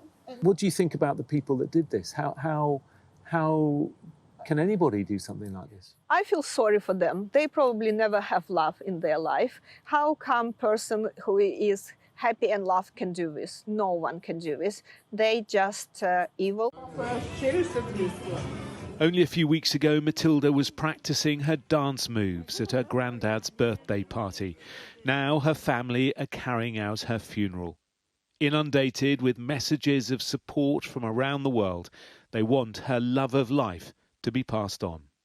We need to remember Matilda, remember like a happy child, not like a killed child, like cruelly killed, just a happy child, happy person. I just like hoping the people around the world give love to their kids and not hate, love, just love.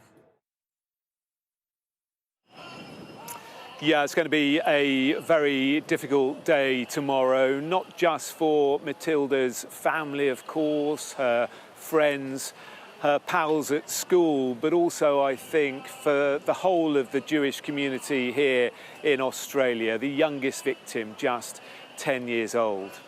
Well, the crowds here at Bondi Beach are gathered once again this evening, and I think the numbers are bigger than ever. If I just step out of the way, you can see all those who are standing next to that huge mound of flowers which has been growing hour by hour. Jewish leaders, rabbis have been speaking to the crowd here. Prayers are currently being said. Even the leader of the opposition came along earlier to speak with everyone, and she was reflecting the anger and frustration that many feel against the current government and the Prime Minister, Anthony Albanese, who they say hasn't done enough to combat increasing anti-Semitism here in Australia over recent months. Also, interestingly, in the last half an hour, some dancing and loud music broke out. Traditional Jewish dancing was almost a party atmosphere, and I think it was aimed at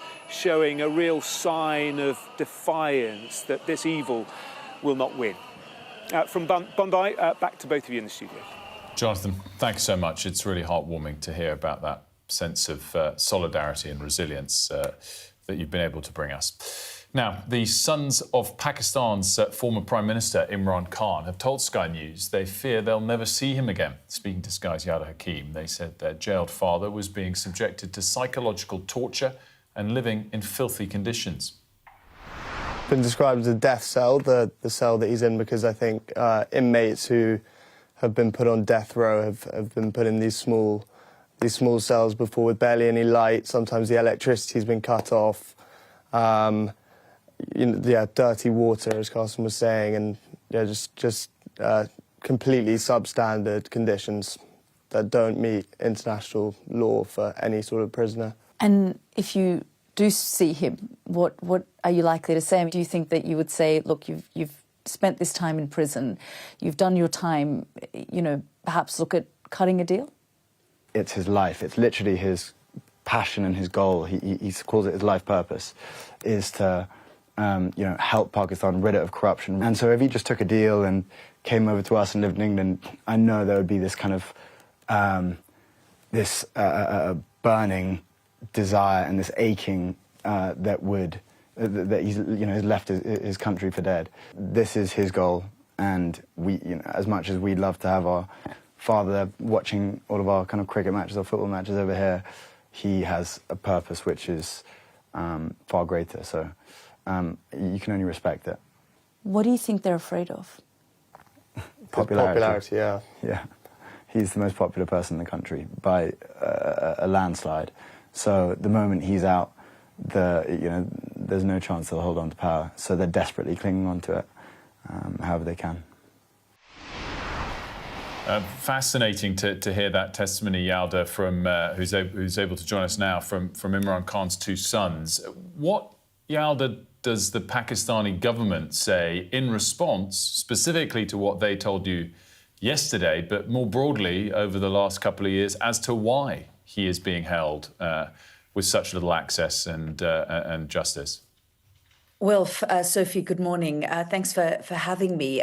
Even last night, Wilf, I spoke with the spokesperson to the Pakistan Prime Minister. He was in London. He came into the studio and he had a massive document with him trying to lay out the number of times that his lawyers, Imran Khan's lawyers, his family members have visited him, trying to dispel this idea that Imran Khan is being kept in some kind of death cell or in solitary confinement. But the UN Special Rapporteur for torture has said in the last few days that Imran Khan is being kept in inhumane conditions, that he's a political prisoner, and the Pakistani government needs to do everything in its power to treat him better, put him in a better cell, in better conditions. I mean, the sons were saying to me that there are insects in his cell, that it's absolutely horrifying, the stench, the smell. The treatment of their father is completely undignified and inhumane. He's being treated as a national security threat. And when I put that to the Pakistani government spokesperson last night, I said, are you saying Imran Khan is a national security threat? He said, absolutely, he 100% is. That when he meets with his lawyers, when he meets with his supporters, when we allow that contact to take place, he uses it to rally them up and rally his supporters up, which is against Pakistani law. So that's what they're saying. But that doesn't take away from how Imran Khan is being treated in prison right now. The fact that solitary confinement for extended periods of time is unlawful in international law. You're only supposed to use solitary confinement in the most desperate circumstances for short periods of time.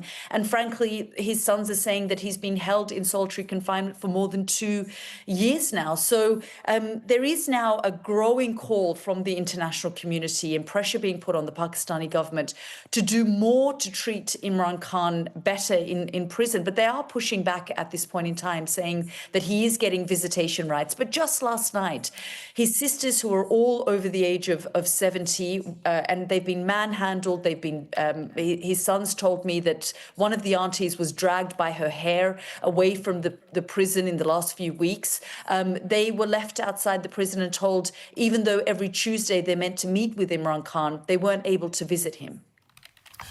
What does our government say on this, Yalda? You said there's growing international pressure.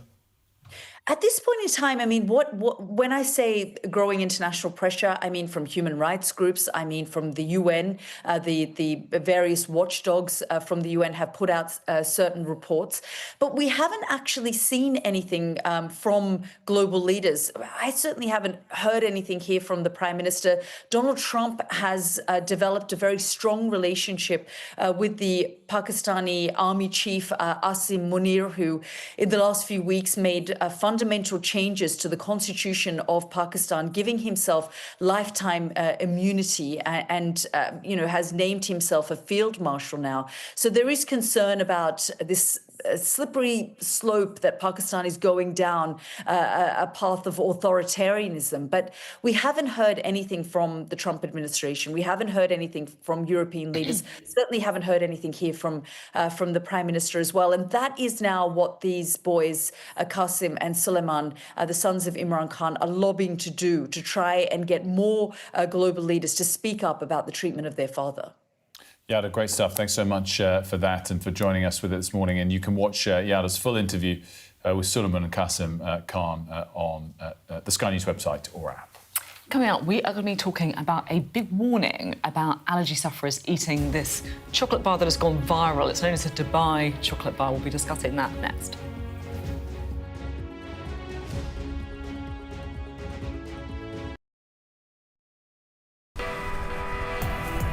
I'm Stuart Ramsey, and I'm Sky's chief correspondent. Free wherever you get your news. I'm Mark Stone, and I'm Sky's correspondent based here in Washington, D.C. Sky News, get the full story first. I'm Katie Spencer and I'm Sky News' arts and entertainment correspondent. I'm Lisa Dowd and I'm one of Sky's Midlands correspondents. The reason I do this job is because you never know where it's going to lead. Our app gives you the very best of Sky News wherever you are. Breaking news, videos and analysis. Evidence of the crisis. Podcasts, watching us live. I'm live in Jerusalem. Wherever you get your podcast. All in one place and all at just the touch of a screen. The Sky News app. Get the full story first. What's the best thing about being a Sky News presenter?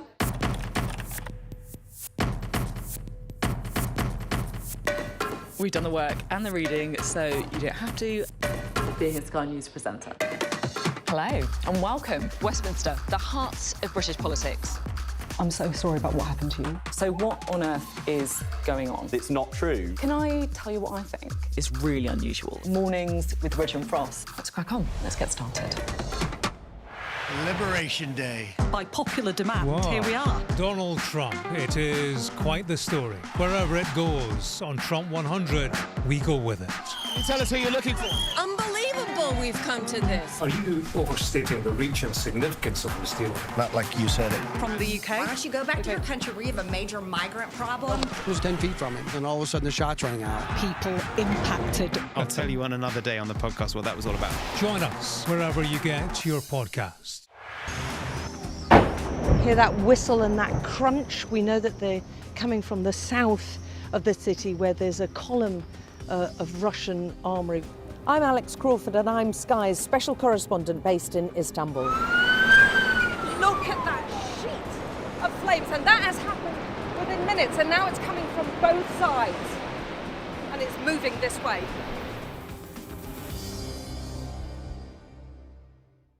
What's the best thing about being a Sky News presenter?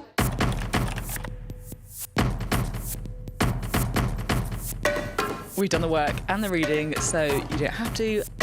Being a Sky News presenter. Hello and welcome. Westminster, the heart of British politics. I'm so sorry about what happened to you. So what on earth is going on? It's not true. Can I tell you what I think? It's really unusual. Mornings with Richard Frost. Let's crack on. Let's get started. Now, there could be a few of you keen to get your hands on the trendy Dubai-style chocolate this Christmas. Don't know if you've seen it, Will, but it does look quite delicious. I didn't know it was... I've had this type of chocolate, I just didn't know it was Dubai chocolate. Yeah, it's got a name and everything. But there are serious warnings that people could actually suffer severe allergic reactions to it. And the watchdogs have found a number of products failed to meet UK safety and labelling requirements.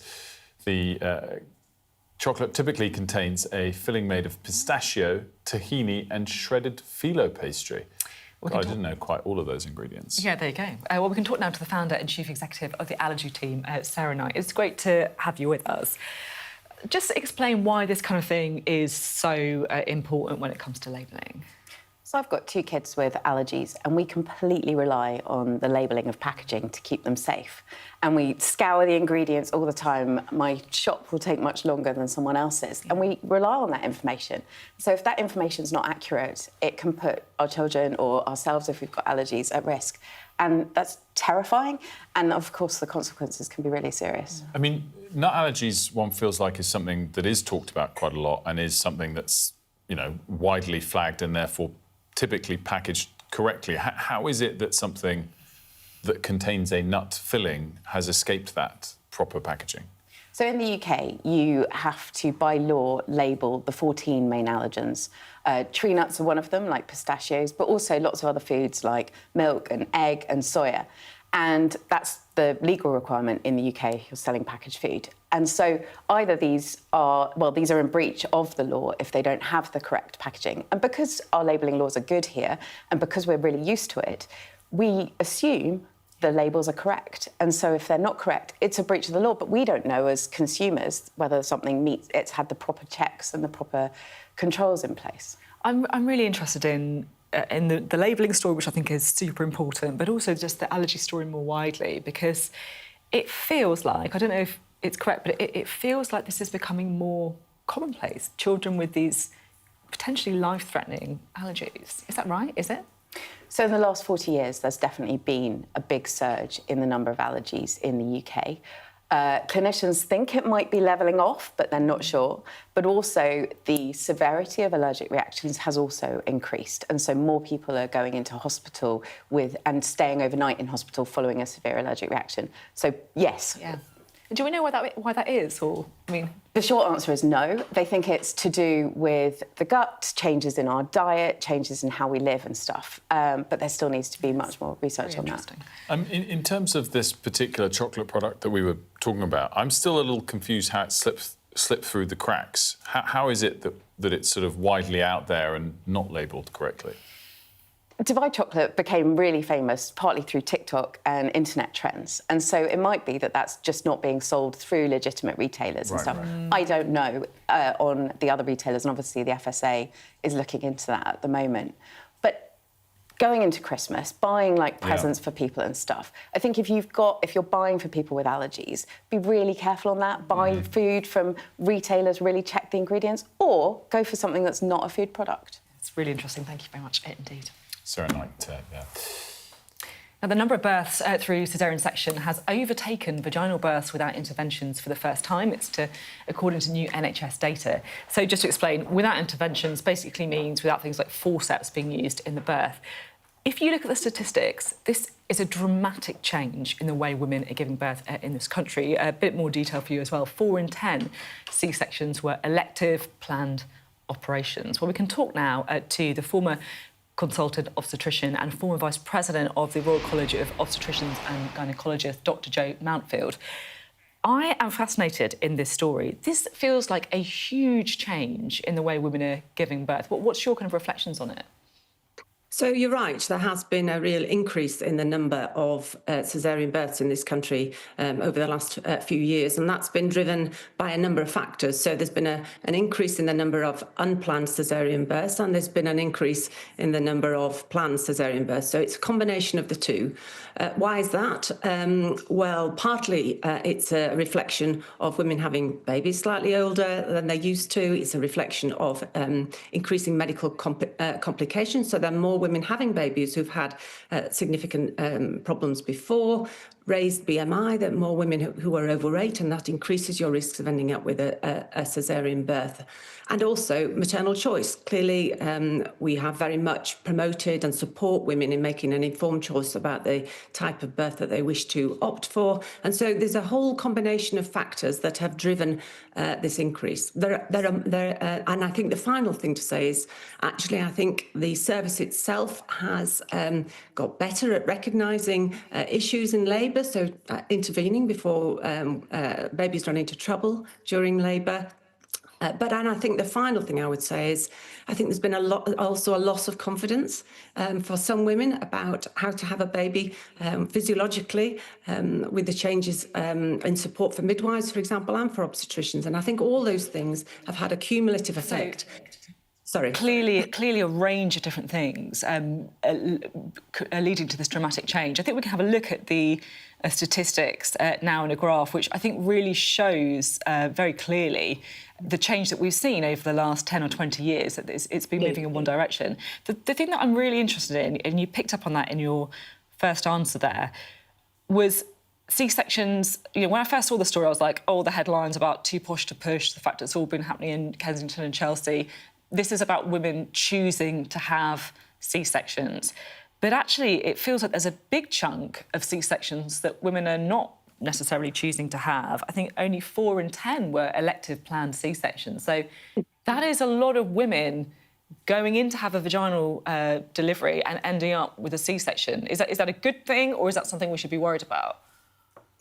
No, we would prefer, obviously, every woman to be able to achieve a physiological vaginal birth if they wish to. But the reality is, because of some of the things that I've talked about, increasing weight, maternal age, medical complications. Things don't always go straightforwardly. Is it a concern? Yes, I think it is a concern because primarily maternity services are not set up to have these sorts of rates of caesarean birth. You need more infrastructure, you need more theatres, you need more staff if you're going to do this amount of surgery. And at the moment, maternity services are not staffed and do not have the infrastructure to support it. Now, I don't want to scaremonger, so it is a safe place to have a baby, and if you need to have a caesarean birth, you would be well looked after. But we do, as the NHS, we do need to look very carefully at the service we are providing to support women to ensure that they have the best experience, and that's about good midwifery as well as obstetric intervention.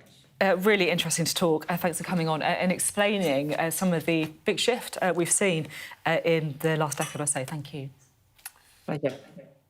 Now, earlier in the programme, we were talking about how long it takes to book a driving test, with the average wait at 22 weeks now, and it's triggered a surge in learners turning to illegal third parties where you can try and hack the system, pay up to £500 to secure a slot earlier. We asked you when we did that segment to email us in if you'd had some of these experiences yourself, and we've got quite a few. Yeah, it's really, a lot of people saying we're really happy that this has been covered. There's one email in particular that we want to bring you, because this is, I'll be honest, I think this kind of gets to the nub of the problem. It's astonishing. This is from Mark. He says, excellent, you've covered this. It's been going under the radar. We've been trying to get a test for my 17-year-old son for 6 months. You need to get into the decrepit system at 5 a.m. on a Monday, and then the only test we were able to get was in Blythe, Scotland, for next March. And by the way, Mark lives in Buckinghamshire, South Buckinghamshire, which I think perhaps shows just how difficult this system is. And then he goes on to say, we know people who've used illegal apps and paid £350 to get them closer to home. I mean, it's cheaper probably than a flight to Scotland anyway. And the driving instructors accept it as if it's the norm. It is a microcosm of so many things that are wrong in this country. I was going to say, he could hardly drive to Blythe. He could potentially drive back if he passed. Yeah, that's a good point. Although, I guess, how quickly do you actually get the licence? I think that's a long way to go for a fail as well, right? It is a hell of a long way to go. Lovely, yeah, worth it, perhaps, just for the weekend. Yeah, but I mean, there's been an extraordinary response. The point, yeah. There's been an extraordinary response to that driving instructor email, I should say. Coming up, we're going to be updating you on those doctor strikes. We've got Wes Streeting up at the House Select Committee, the Health Secretary, a bit later this morning as well. I'm sure he'll face a few questions on that. We'll also update you on that inflation data as well. We'll be right back.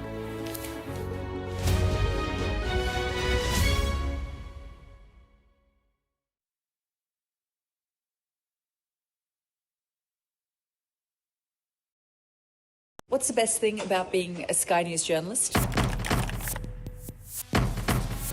Who's funnier? Being a Sky News journalist. A special edition of The World with me, Yalda Hakim. Pakistan has the right to respond. You're like, what? Historic day here today. Congratulations, this is a huge moment. But what happens now?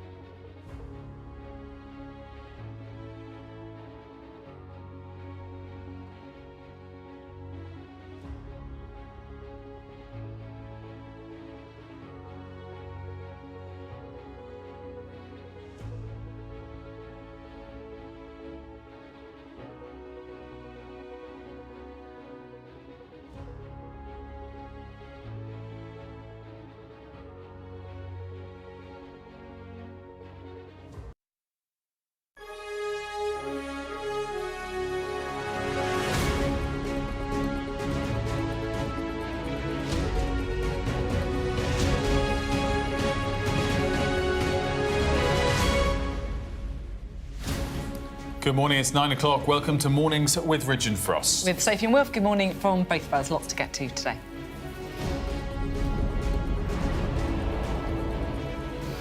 Thousands of resident doctors have begun a 5-day strike as the NHS grapples with a wave of flu. Tried my absolute best to avoid these strikes at what is the worst time for the NHS. I'm really sorry to patients for the disruption that is happening.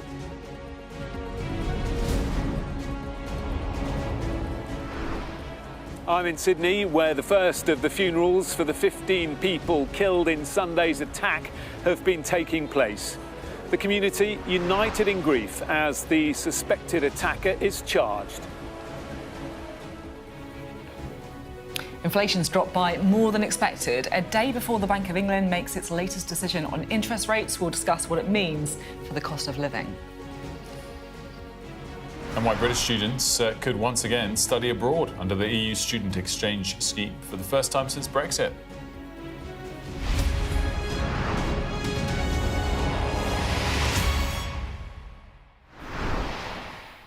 Good morning, welcome to the programme. Look, December is always a difficult time for the NHS. Hospitals pushed the brink this year as well of what seems to be a wave of super flu, and things are about to get worse from today because thousands of resident doctors, formerly known as junior doctors, walked out at 7 a.m. this morning and they will be on strike for the next 5 days. It's a bit of a dispute. It's been going on now for 3 years. Doctors want a 26% pay rise to make up for what they say is years of below-inflation salary increases. The Health Secretary, though, says they're being unreasonable, and this morning he apologised to patients for the disruption.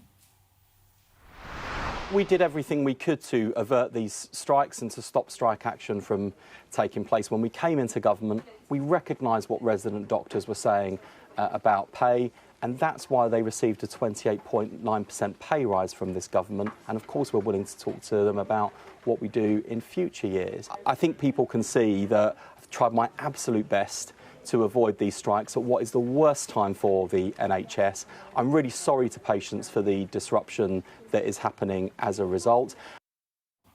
Well, resident doctors' pay has been increased by nearly 30% in the past 3 years, as referenced there by the Health Secretary. And we challenged the BMA on why they rejected the government's latest offer. So I recognise that our pay has gone up maybe more than other public sector workers, but that is on the background of having larger cuts than anyone else in the public or private sectors. And as I said, our pay is still down over a fifth on 2008. Doctors are leaving for that reason. We don't think that we can afford not to pay our doctors because our NHS needs them. We need them to bring down the waiting list and waiting times. We're turning away 13 A&E doctors for every one post. We need to get doctors into jobs, but importantly, we need to keep them here. If we're not going to pay our doctors what they're worth, they will leave, and we are seeing that. The government should do something about it, and I think your viewers would want them to do something about that. Well, Rachel Venables joins us now from the picket line at St Thomas's Hospital in London this morning. You've been there for a couple of hours now. How are things going? Well, it's certainly getting busier, and until the last couple of seconds, actually, it was getting a lot noisier as well. The doctors starting up a number of chants, helped by the megaphone. You'll be able to see a huge scrum as well of media here. We've got journalists from television stations, radio stations, newspapers, lots of photographers as well here. Jeremy Corbyn as well, former leader, of course, of the Labour Party. You can see him just to my left here, also turned up to show his support for the striking doctors who have been on the picket line from just after 7 o'clock this morning. That's when this 5-day walkout began. Of course, highly controversial timing. We're hearing about this surge in flu cases, record numbers of flu cases for this time of year. Hospitals, the NHS across the country struggling, and resident doctors who were the ones on strike making up some 50% of the medical population. So a significant number of people heading to picket lines like this one up and down the country in this ongoing, deepeningly bitter, I think, dispute over pay and jobs. It's been interesting to see the reaction from members of the public here this morning. Often when you report from these kind of strikes, these sorts of picket lines, lots of beeping from car horns, people sharing their support support. There's been some of that this morning. Earlier, a member of the public I saw turned up with a tin of, Quality Street to hand out to the striking doctors to show their appreciation. But there's also been a bit of abuse as well, and things coming, again, from members of the public who clearly disagree with these doctors' decision to strike.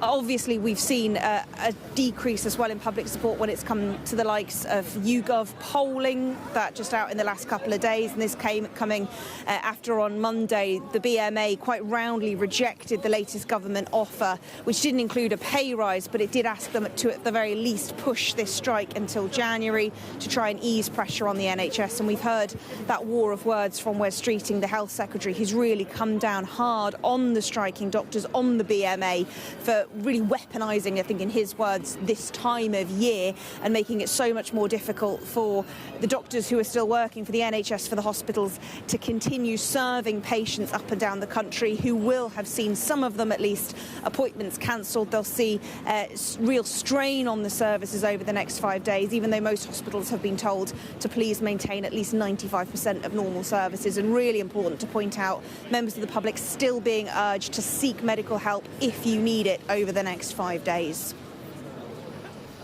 Rachel, great stuff. Thanks so much. Rachel Venables there at a picket line in central London.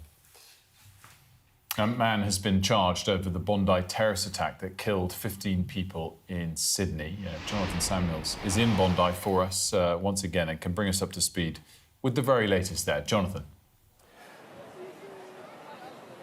Yes, good morning, Wilf. Good morning, Sophie, and good evening from here in Sydney, where the sun is now setting over what has been a beautiful summer's day here at Bondi. The beach has reopened and people are once again using it, but the mood certainly is still very sombre and very respectful, and it has been a day of big developments. New South Wales police say that one of the alleged attackers, 24-year-old Naveed Akram, has been charged with 59 offences now, including a terror charge. He woke up from a coma yesterday, and it was today that police felt he was mentally fit enough to have those charges read to him.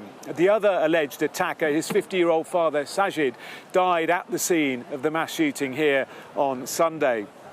Meanwhile, the first funerals have been held for the 15 victims. Among those laid to rest today, British-born Rabbi Eli Schlanger. The 41-year-old was an assistant rabbi at Shabbat Bondi Synagogue. He was also a father of 5.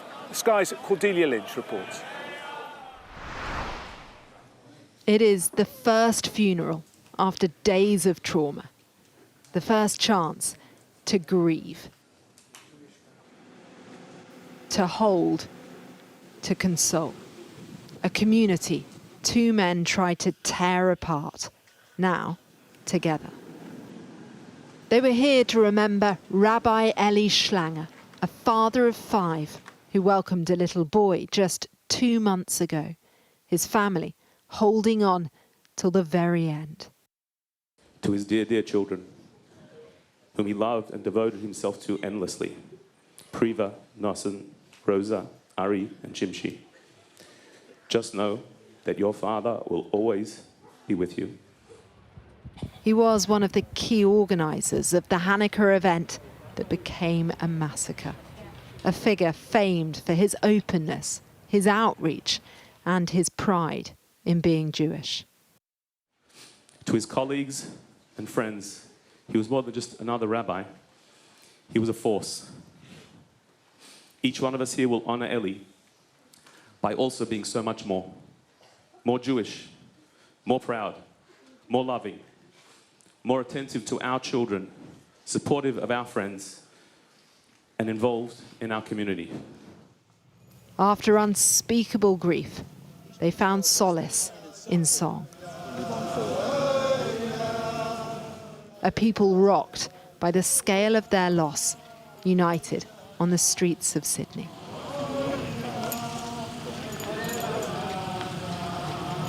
Every word was divinely inspired.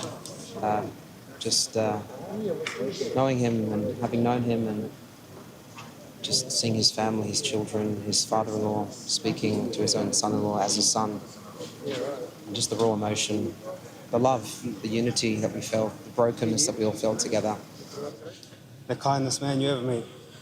He'd do anything for you. He never said no. He always have time for you. I'm sorry, I can't say more. He meant the world to us. It is a deeply moving farewell, the first of 7 days of mourning. But the attack on this community will endure long after that, a searing reminder of the threat they face. One of the alleged gunmen, Naveed Akram, has now been charged with 59 offences, including 15 counts of murder and committing a terrorist act. He will face a court hearing via video link from his hospital bed later today. Australia is facing one of its most testing chapters, the government and security agencies facing mounting questions. It's a hard path ahead with no easy answers. Cordelia Lynch, Sky News, Sydney. So the questions continue, but also the grieving, of course. Those two rabbis laid to rest today, and tomorrow the youngest victim of Sunday's attack, a 10-year-old girl, little Matilda, will be laid to rest. Let's bring in Sky's Australia correspondent Nicole Johnston. I spent some time today with Matilda's aunt, and tomorrow's just going to be the worst thing imaginable for them. It is an incredibly difficult day and more very hard days to come. I think the story of Matilda has really captured the hearts and minds of Australians. We heard from her family why they called her Matilda. Her parents are originally from Ukraine, and they wanted to choose a quintessentially Australian name, and they thought Matilda fitted the bill. Australia's national women's football team is called the Matildas. There's this song, Waltzing Matilda, it's like a national anthem. So for many Australians to hear about this little 10-year-old girl, one of the victims, the funeral tomorrow, has really been part of the incredibly shocking experience of this whole attack. A few hours ago, her parents were down here, and I managed to speak with her father, Michael. So let's hear what he had to say. How are you trying to get through the days? What are you doing each day? Basically, the only thing that helps us is our friends and family. We're always some friends around. Yeah, so tough. And Nicole, tell me about the latest with the investigation. The police have now charged the youngest of the two attackers. Yes, Naveed Akram, 24 years old, has been charged only in the last few hours. 59 offences, committing an act of terrorism, 15 counts of murder, 40 counts of carrying out grievous bodily harm, of displaying a terrorist symbol on the back of the car, of discharging a firearm. So a long list of offences there. He is still in hospital. There was going to be a hearing from that hospital this afternoon, but clearly progress is being made in this case, and we can only hope that that provides some solace for so many of the people who are gathered here this evening. OK. Nicole, thank you very much. Well, there are still 20 people, more than 20 people, in fact, in hospital. Two of them are police officers who risked their lives on Sunday. And today we did have an update about their condition. Probationary constable Jack Hibbert, only a young man, has lost the sight of one eye. His family said it was in his instinct to run towards danger, to help others, even when he was injured himself. And also Constable Scott Dyson, he's undergone surgery. He remains in a critical but stable condition in hospital. Well, the crowds still gather here in Bondi. It's quite remarkable, really. More people here tonight, I think, than ever since this vigil began on Monday. If I just step out of the way, you can see some of them as darkness falls. We've had Jewish leaders, rabbis leading prayers. Former Prime Minister Tony Abbott was here a bit earlier. Also today, the leader of the opposition addressing the crowd. There has been a lot of criticism, of course, about the rise in anti-Semitism in Australia over recent years. But tonight there's been music, people have been playing instruments and even dancing, traditional Jewish dancing with loud music blaring from some speakers over there. It's almost an act of defiance. The Jewish community here telling the world that they won't allow this evil to win. Back to you. Thank you very much, Jonathan Samuels. They're reporting for us from Sydney. We do have a bit of breaking news to bring you, and this is about the death of 9-year-old Aria Thorpe, schoolgirl, tragically discovered dead on Monday at her family home. And we do have some news to bring you on that because a boy has been charged with murder following the death of 9-year-old little Aria Thorpe. The 15-year-old has been remanded. He's going to appear at Bristol Magistrates Court today. The formal identification process not yet completed, but to confirm that a 15-year-old has been charged with the murder of Aria Thorpe. And additionally, a post-mortem examination was carried out, and the preliminary finding was that the death was as a result of a single stab wound. So we'll bring you more when we get it on that awful story. Now, we wanted to go back to the breaking economic development of the morning, and that is the latest inflation data. Inflation came in for November lower than had previously been expected. Paul's here to tell us all of the details, and this number came in, as I said, they're lower than last month and lower than people were expecting. Yeah, a little bit of a surprise on the upside.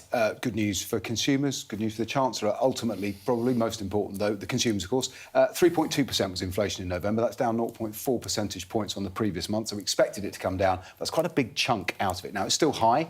It's still above the Bank of England's 2% target. I think we can look at a chart to see the path of inflation, because what this fall does is rather embed the trend, the welcome trend. If we look at the right-hand side of the screen, in the middle we see the huge inflation spike after the Russian invasion of Ukraine, and towards the right-hand side it dipped below 2% last summer, around the time of the election, as the Conservatives are reminding the government.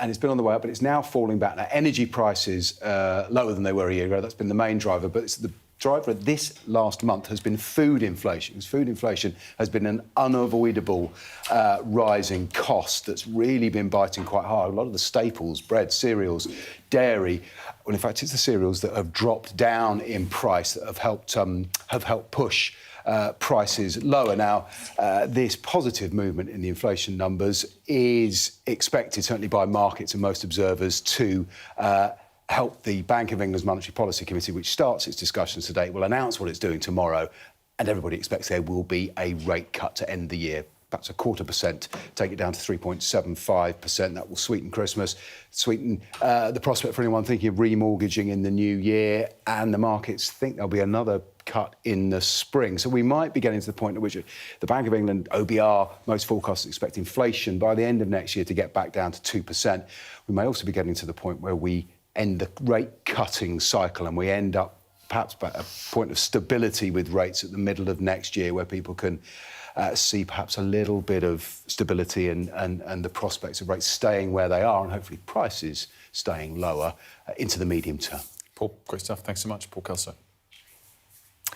Now, the UK is expected to rejoin the European Union's student exchange scheme known as Erasmus. We've got our political correspondent, Rob Powell, here to talk more about that. I'd just seen, though, something just caught my eye, Rob, that I thought I might ask you about before. Jamie Driscoll joining the Green Party. Yeah, I think this was supposed to have been revealed by the Greens in a couple of hours' time. Yeah, it's come out early, I think. Yeah, I don't know whether they've taken on the IT guy from the OBR or something in the last few weeks, but they seem to have already put it online. Got a laugh of Paul Kelso from that yeah, one. Yeah, it's good. It was that good. But they seem to have already published it online on their website.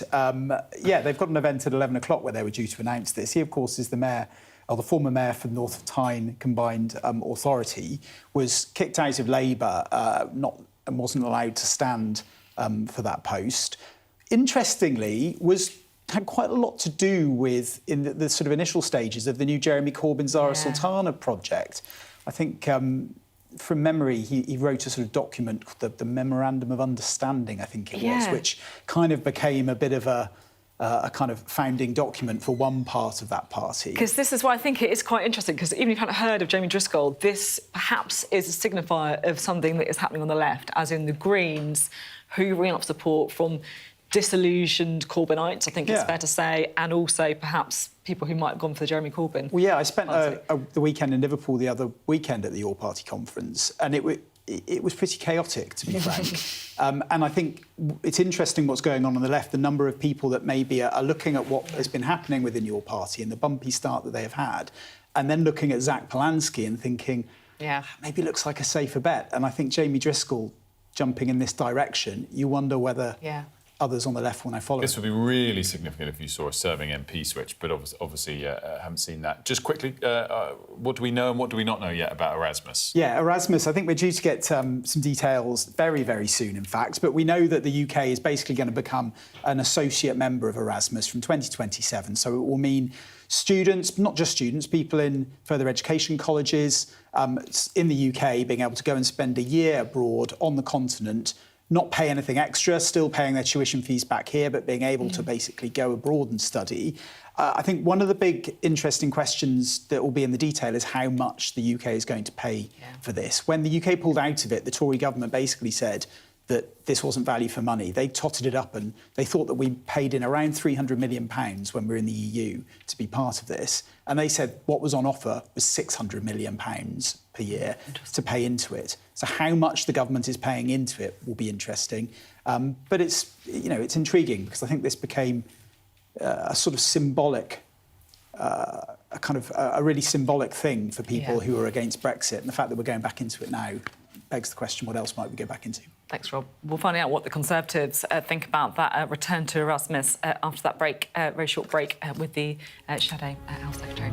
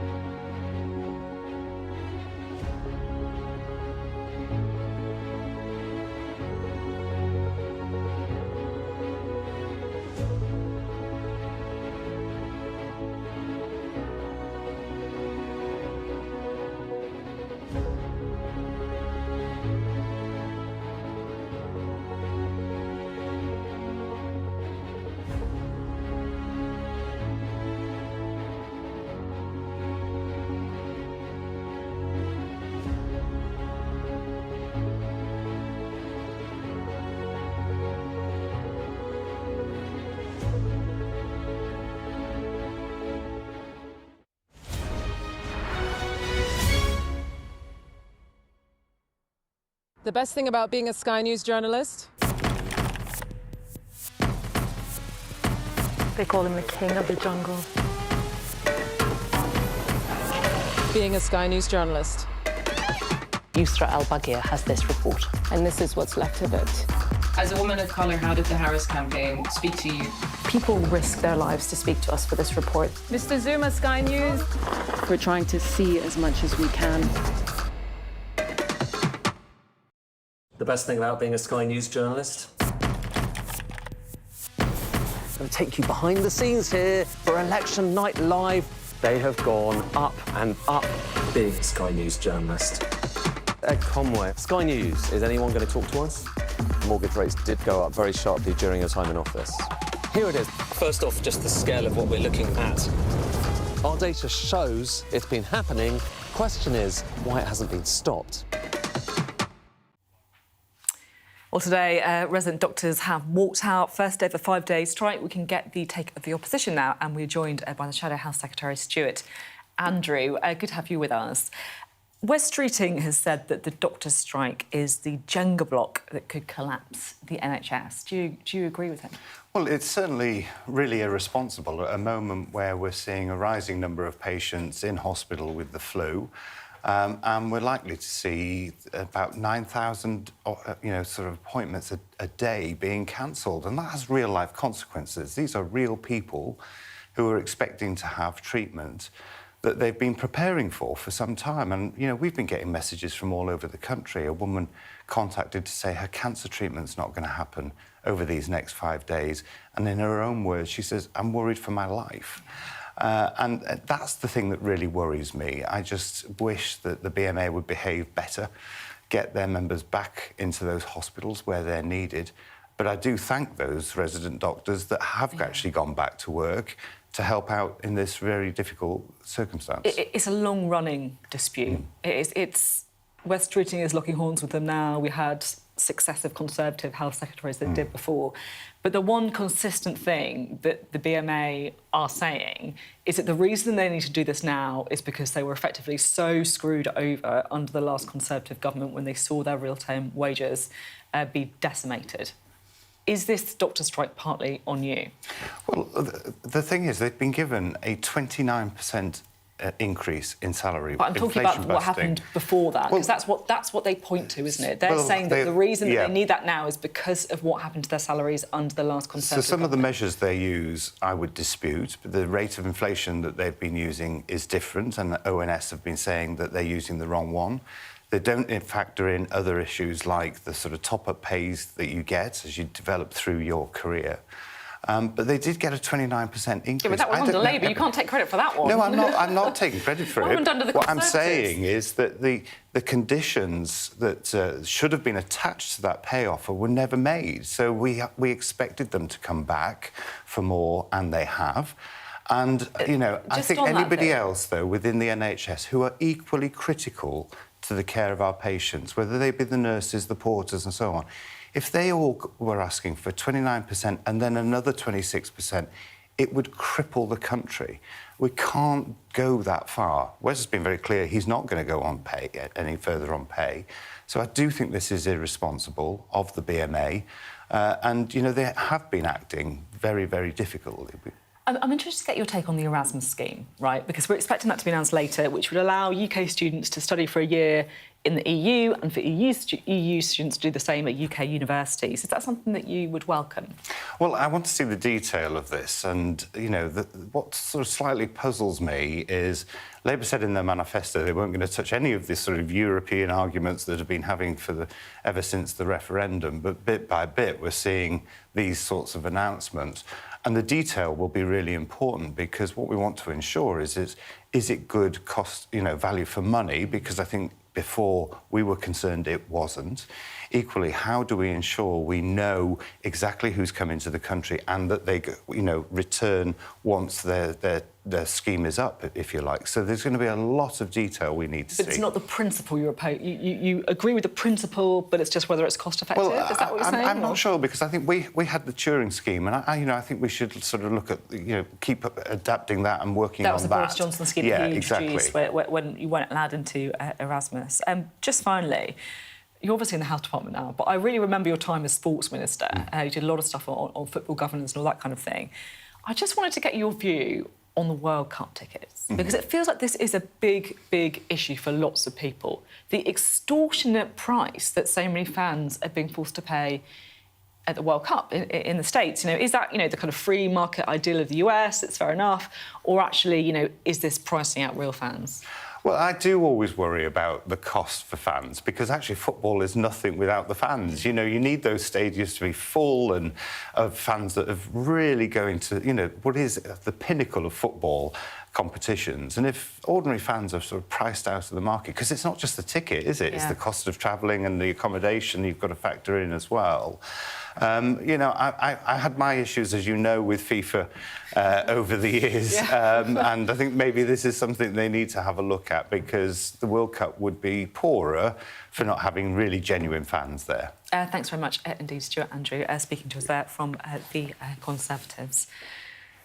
We've been talking, of course, about the doctor strikes, and coming up we're going to be looking at Wes Streeting, who is going to be in front of that Health Select Committee, the Health Secretary.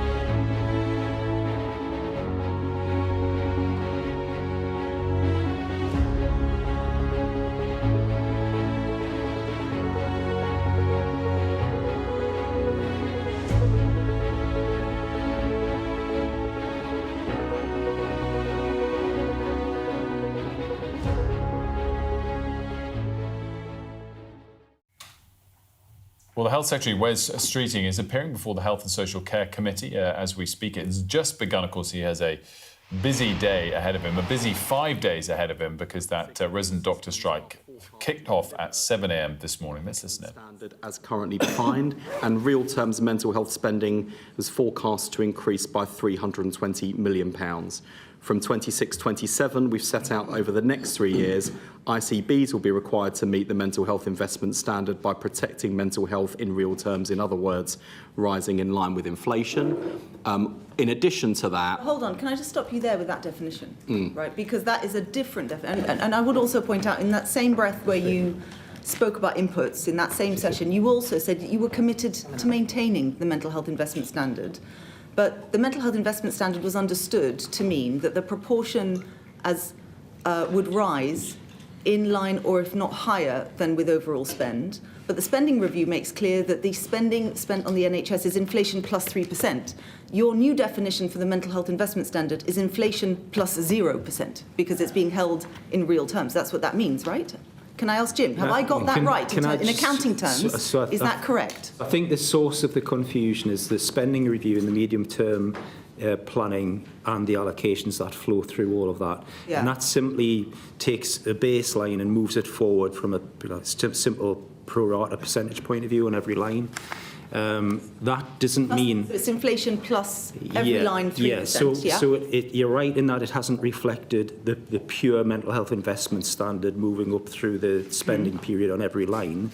But in substance, we are still maintaining the standard in next year. The key is what we get back from trusts and ICBs when they return their medium-term planning returns. We expect the shape of spend to have changed and won't be exactly in line with the allocations of the medium-term planning framework. And then we work with people over the next couple of months to make sure things are aligned. Your definition of the standard is that you are holding spending steady. We haven't changed the standard, so you're interpreting from those allocations that means something in terms of the standard. As Wes has said, we haven't changed the standard. We are concerned about an over-focus on input measures and a proxy for spending more, meaning better outcomes, because we don't think that's actually the case. I think it's generally not the case in the way that we've been looking at things over the last few years. But we haven't retired the standard, if that's the point. No, but it is would you at least admit the way that it's being interpreted is a shift, maybe within its parameters, but it is a shift compared to last year? I think, in an ideal world, the spending review and allocations would have in every line been in accordance with every specific standard. It's just not the way it was done and agreed with Treasury. So allocations have gone out, but they are indicative. It basically says, here's the spending power, here's what we want you to deliver alongside it, and we expect when everybody comes back on this and on neighbourhood care and on other things, the pattern of spend to have started to change. So I've had a similar challenge on neighbourhood care in that we haven't, in allocations and medium-term allocations, reflected that we expect big shifts in spending line by line. That is what we expect. But we didn't want to be as explicit as that in the allocations because it is simply a kind of formulaic, here's your spending. So in terms of, the overall issue here, and you saw it in the Darcy review, we see it over and over again, I hate the word burden, but NHS activity spent on mental health is 20%, and yet we know that the input of funding is, at the moment, decreasing the last couple of years as overall spend, but now with this change, it looks like at ICB level that is a possibility as well. Am I wrong to think that the overall spend at ICB level will be, as a proportion, less next year than it is currently? No, so we're still expecting to remain healthy. So you're expecting proportion will hold? Yes. At ICB level? Again, as Wes has said, we are expecting to deliver the standard in 25-26. There has in recent years been a very significant increase in spend in mental health. But we are all concerned about quality of services in mental health, public confidence, some of the really big catastrophic events that we've all seen, and that we've been over-reliant on the input metric about... What are the new output metrics that you're planning to put in? Because from what we've seen, you've removed the accounting mechanism, so no longer do they have to account for that spend in the same way. And also we've seen a reduction of mental health output measures. So what is the new output measures that you're going to be introducing? The new mental health leader who was appointed last week is going through clearance processes currently, so hasn't been announced yet, will lead a process where we will refresh our view over time as to how we get, because the data in mental health isn't as strong as it is in acute services, how we get more of a focus on outcomes. And I think what's really important in this is... Is waiting time standards one of the things they'll consider? Because that was a major recommendation in our report, and there's a huge disparity, isn't it, between mental and physical? And we will, obviously, we'll respond to your report and keep it in mind as we're modernising our approach to mental health services, because I do think it is somewhat of an indictment on how the money has been used, that we have put more money into mental health services, but we've not seen an improvement in outcomes. I think you're right as a committee to scrutinise, and I think this is kind of increasingly where we'll find ourselves as Parliament in NHS spending, as we're devolving more power, resources and responsibility to ICBs and to providers, and effectively saying we're going to judge you on outcomes. Parliament has a really important role, as will the Secretary of State and the Department for Health and Social Care and the NHS Executive, for making sure that as they are using those freedoms, that they're using them well. So where is the money going? What are the outcomes for patients? The final thing I'd just say on the measure, and as Jim said, we're not proposing to abandon the mental health investment standard or to change the definition. You can compare what we're doing to that measure, but there are important elements of mental health spending not included. So there's 473 million in capital funding available nationally over 26-27 to 29-30. That will support the establishment of 24/7 neighbourhood mental health centres, mental health emergency departments known as crisis assessment centres, expanding neighbourhood health services, eliminating inappropriate out-of-area placements, and increasing crisis accommodation for people with learning disabilities and autism. So there's lots of that spending that isn't counted in the mental health investment standard. And as we're integrating more of the mental health and physical health services together in neighbourhood health centres and services, hopefully we'll see a bit of a blurring of the boundaries between physical and mental health as well. This is actually very important. So you'll have seen from the report, I mean, we are really inspired by the pilots that we saw, the neighbourhood mental health centres. There are 6. We recommend that you look at increasing the funding for the pilots because we need that data and we need to work out what excellent looks like in all the different settings that they're in. Our concern is because the election interrupted the funding cycle, they're not going to have that full 12 months. So I would urge you to look at that seriously. But we go as far as saying we think this could be transformational across the country and we'd love to see one in every community.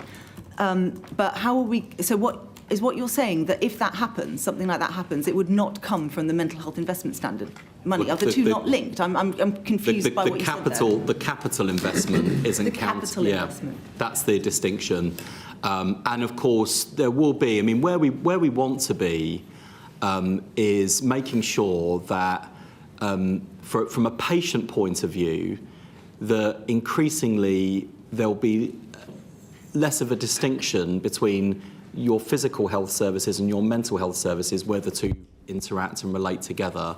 I'm always struck by the patients I meet who have maybe received a really challenging physical health diagnosis or have experienced a degree of trauma, and the distinction between how physical health services treat and see them and how mental and therapeutic services see and treat them, it feels quite separate, whereas it needs to be joined up. And whether it's things like the Child House model to support child survivors of sexual abuse, which we're rolling out and announcing today, which provides that joined up care around the patient, or thinking about some of the experience we've had with maternity families who've gone through some of the worst ordeals. Yeah, we'll come back to that.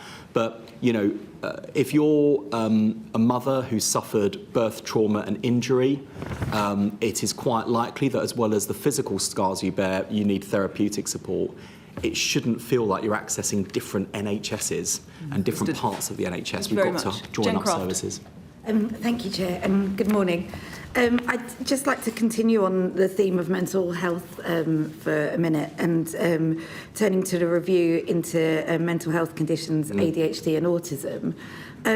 What was the thinking behind collating these 3 almost separate conditions into the one report? They are quite wide areas, and I note that you're looking to cover children, young people and adults in the review as well. What was the thinking behind combining mental health conditions, ADHD and autism in the one report, and is 3 to 6 months the time frame given enough time to carry out the work there that's needed? So you're absolutely right to draw a distinction, and we do, between mental illness, autism and ADHD. They are different sets of conditions, albeit what we're increasingly seeing, not least because of unmet need or late diagnosis, is a relationship between the two. So it is not uncommon, for example, for people who have struggled to access their ADHD medication or have received a late diagnosis to experience a real deterioration in their mental health as well. But the reason for looking at these three things together under the umbrella of a prevalence review is we have seen rising demand for these different services. I think, and this is a supposition, this is why we need to kind of have a stronger evidence base and to pull the existing evidence together. I think that what we're seeing is not just increased demand because of awareness about these conditions, but increasing prevalence of these conditions as well. And I think before we get into all sorts of political debates, ranging from how do we best meet the needs of these different patients, through to what does that therefore mean for the education system in terms of meeting these needs, through to how does DWP respond to rising demand and what does that support look like. Before we get to those wider public policy questions, I felt it was the responsibility of the Department for Health and Social Care to provide an evidence base for understanding prevalence. Because Sorry, is the idea to understand what's driving a potential increase in prevalence, or to understand if there is an increase in prevalence in the first place? I think a bit of both. I think it's to understand what's going on, to understand the trends, to understand the drivers, because from a broader health perspective and the way in which we're thinking about our 10-year plan, first and foremost, prevention is better than cure. So if we can understand drivers of different conditions, physical or mental for that matter, and there are steps we can take to prevent people from becoming unwell, we should do that. That's the first thing. And then secondly, we are seeing lots of examples across all three categories of those patients. Unmet need. I mean, when thinking back to my kind of interview on Laura Koonsberg, and you know, being taken down the sort of overdiagnosis rabbit hole, I was kind of flooded with correspondence from people saying, overdiagnosis, I can't even get a diagnosis. And a range of clinical views, ranging from there is certainly a degree of over-pathologisation, which I think was probably the better term to use in that context and that debate, but also clinicians who strongly refuted that assumption and assertion, and similarly from patient and family perspectives as well. And then you get to the wider issues around the stigma surrounding these conditions. So I felt, after my own experience with foot and mouth syndrome on Laura Koonsberg, that actually the best thing that I can do, and my responsibility as the health secretary, was to establish better evidence so we can have a better informed debate, and to make sure that from a public policy point of view we meet these needs. Is 3 to 6 months enough time to build that evidence base? And I think this is a discussion that has been taking place for a number of years as to why there is an increase in demand. If you visit a primary school anywhere in the country, they'll tell you the uptick in the high needs base and SEND in general is quite significant. Is 3 to 6 months really enough time to grasp what's driving this and to get the idea behind it? I think so. I mean, the approach I've been taking with a number of these sorts of reviews is let's go as fast as we can so that we can make progress as quickly as possible, recognising that so much of what needs to be done in terms of the public policy response relies on good evidence. But as I've also shown in other contexts, if I've set people a deadline and it's challenging to meet to the extent it will impact on the quality of the work, then I'm always open-minded and responsive. For example, the NHS workforce plan, which we'd intended to get out this side of Christmas, the overwhelming view I had from the trade unions, from the Royal Colleges, from the NHS leadership was actually, if we take a little bit more time, we can actually produce something better. And I would much rather get a bit of challenge at the dispatch box for taking a bit longer than we'd intended than rush something. So that's the assurance I give the region. You expect this to maybe drag on for longer than 3 to 6 months? No, I wouldn't. That's not the expectation I'm setting. I definitely don't want the review team to think, oh, great, kick back. We've got longer, yeah. But also, to be fair, the team behind this, and not just in terms of our formal reviewers, but the team of officials sitting behind this as well, are really keen to get into this and to get stuck in, because we recognise just how widespread public concern is about this, the degree to which families are really suffering, because it's not, as ever with so many things, it's not just the person at the centre of mental illness or mental health crisis or someone who is struggling to get the support they need with autism and ADHD. It's the whole family. It's the wider friendship group. So I think this is something that touches a lot of people. There's clearly a lot of public concern. And my responsibility and our responsibility as a department is to make sure that we are informing public debate so we can start from a somewhat stronger evidence base than maybe I did when I answered Laura's question. Thank you. And I'll just quickly, briefly turn on to something completely different, just to throw everyone for a loop. I note in the 10-year plan, this is quite close to my heart, there is really key messaging around poor performance carrying consequences in NHS trusts. My local acute trust consistently scores inadequate on CQC ratings, including its latest, this is Mid and South Essex, by the way, including its latest one on a well-led review, again, and scored inadequate, and it was downgraded from requires improvement to inadequate on A&E, on paediatric care. Some of the findings from the CQC inspectors having to flag that someone was deteriorating, for example, in A&E, truly shocking. It feels as though the impetus for change is placed in the hands of those who potentially have led the trust to be receiving this rating in the first place. What kind of interventionist measures are available and what can be done for trusts like this so that poor performance really does carry consequences? Jim, do you want to comment on that first? So it's a good point, and there's a few ways we're going at this. So first of all, refresh the oversight framework to just try and make it more rules-based, more clear, make these sorts of performance issues and governance issues more transparent and more consistent from organisation to organisation. So that allows us to be able to differentiate better who's in trouble and who's not. That's developing over time so we can start seeing when things are, an organisation might look fine now, but things are starting to go off in a certain place, and then we can get upstream and respond on that. The organisation you mentioned is one of a group of organisations that, if I'm honest, over the last 20, 25 years has been a cause for concern for various reasons. And we've got a bit of work going on to say, I think if we're honest, our interventions haven't really worked in those places. There are sometimes systemic or structural issues there that we're not fully understanding. And we'll be having a discussion with Wes and the team in the new year about what does future intervention look like in this space? Because you're quite right, I've lived there my whole life and I know that it's a couple of decades worth of basically a failing NHS trust that doesn't deliver for people in the area.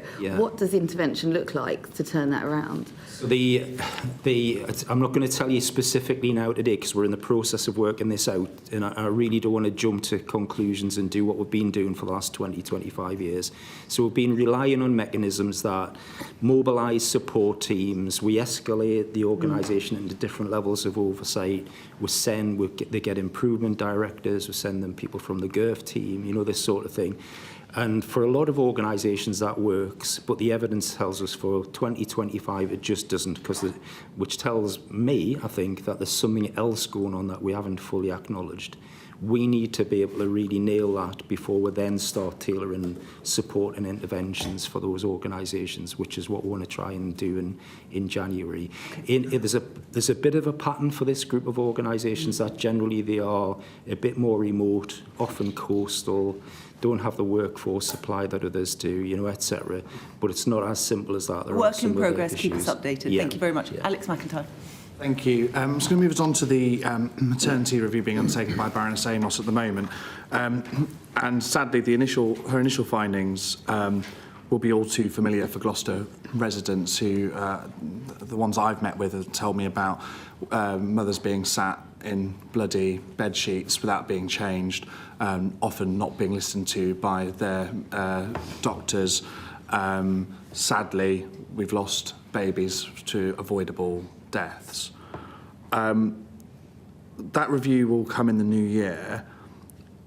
I appreciate you haven't seen the findings yet, but will you give a commitment to implementing the findings in full and what planning is being undertaken by the department at the moment to make sure that the ICBs and local trusts have the capacity and the resources that they need to implement those findings at pace? So firstly, while we would never commit to something before seeing it, it is always my presumption in favour of implementing recommendations from reviews that we commission from expert people and teams, because otherwise, if you start with an assumption that you're not going to, well, there's no point having the review in the first place. And with this investigation, which, you know, I'll be upfront, has drawn criticism, particularly from lots of maternity families that I've worked really closely with. The objective here was to establish as rapidly as possible, at the same time as producing a high quality output, an evidence base for understanding the quality of maternity services across the country, because while there are certain services that have hit the headlines for all the wrong reasons, and those worst cases, my concern is that maternity failures and poor standards are widespread. So we've got to establish that evidence base. Secondly, as Baroness Amos's initial impressions report highlights, we've been drowning the NHS in recommendations from a series of reviews. And I think, having spoken to maternity leaders and frontline staff and families, I think one of the services that we can do as a government is to help the whole maternity service see the wood for the trees, to give people clear and consistent direction about what the first order priorities are to ensure safe care, and then to work through those issues methodically. I've seen examples, including in Nottingham, which has been one of the most high-profile trusts, where frontline staff are on one hand being told to do one set of actions by the Ockenden Review and were then given contradictory instructions by the CQC. Now, that puts staff in a really difficult position, because which way do they look? Do they look to the Ockenden Review? Do they look to the CQC? And then it causes real concern amongst families and the wider community, because they're thinking, well, hang on a minute, let's use unparliamentary language. Does this system and does this service know its backside from its elbow? If people are, being told to do contradictory things by kind of experts in this area. So we have responsibility to set out honestly to the public where the system is, to the system to direct them as to what the key actions they can take are, and then to drive improvement. And one of the reasons why I'm establishing the Maternity and Neonatal Task Force and chairing it myself, and including everyone from staff representatives and the professional views right through to families and other experts, is to make sure that we are then keeping a focus on the recommendations and the progress. I would also, no doubt the committee will do that. Parliament should also do that.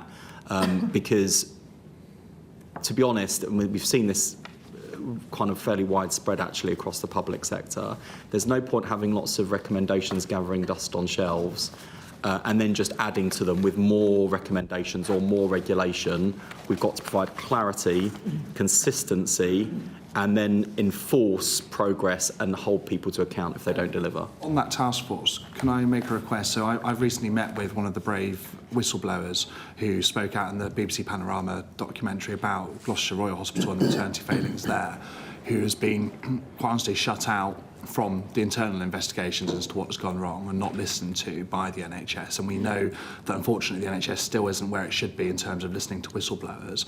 When we have staff representatives, can we make sure that those who have taken the brave step of blowing the whistle are listened to, as well as those who are currently in the system? Because quite often the people who have spoken out, or quite frankly left the service because they don't feel what the service they're providing was safe, are then not listened to because they've taken that decision to step away. That is a very good suggestion. I'll take that away. Thank you. I'm going to pass on to Paulette, because I think she's got a question on maternity before I come back to it. I have. Good morning, Wes. My question is relating to the Black Maternal Health Report, which was published yesterday. I want to start by thanking you, because one of our objectives regarding morbidity was actually accepted and will be dealt with in the first quarter of next year. My issue is around some of the others, but we haven't got time for all of them now. The issue is many of those questions or many of those recommendations were quite easy recommendations, such as the one relating to competency training, cultural competency training, which, to be honest, should be mandated and should be quite easy to implement. Could you explain why that was not accepted in the report, please? Two things. Firstly, over 20,000, I think 20,500 maternity staff have completed the e-learning module to date on cultural competency training. Work is underway to draft a new statutory and mandatory training competency framework for all NHS staff, which is going to replace the core skills training framework, which is going to go live in April 2026. And I think the reluctance to commit now to mandating that particular module for maternity is kind of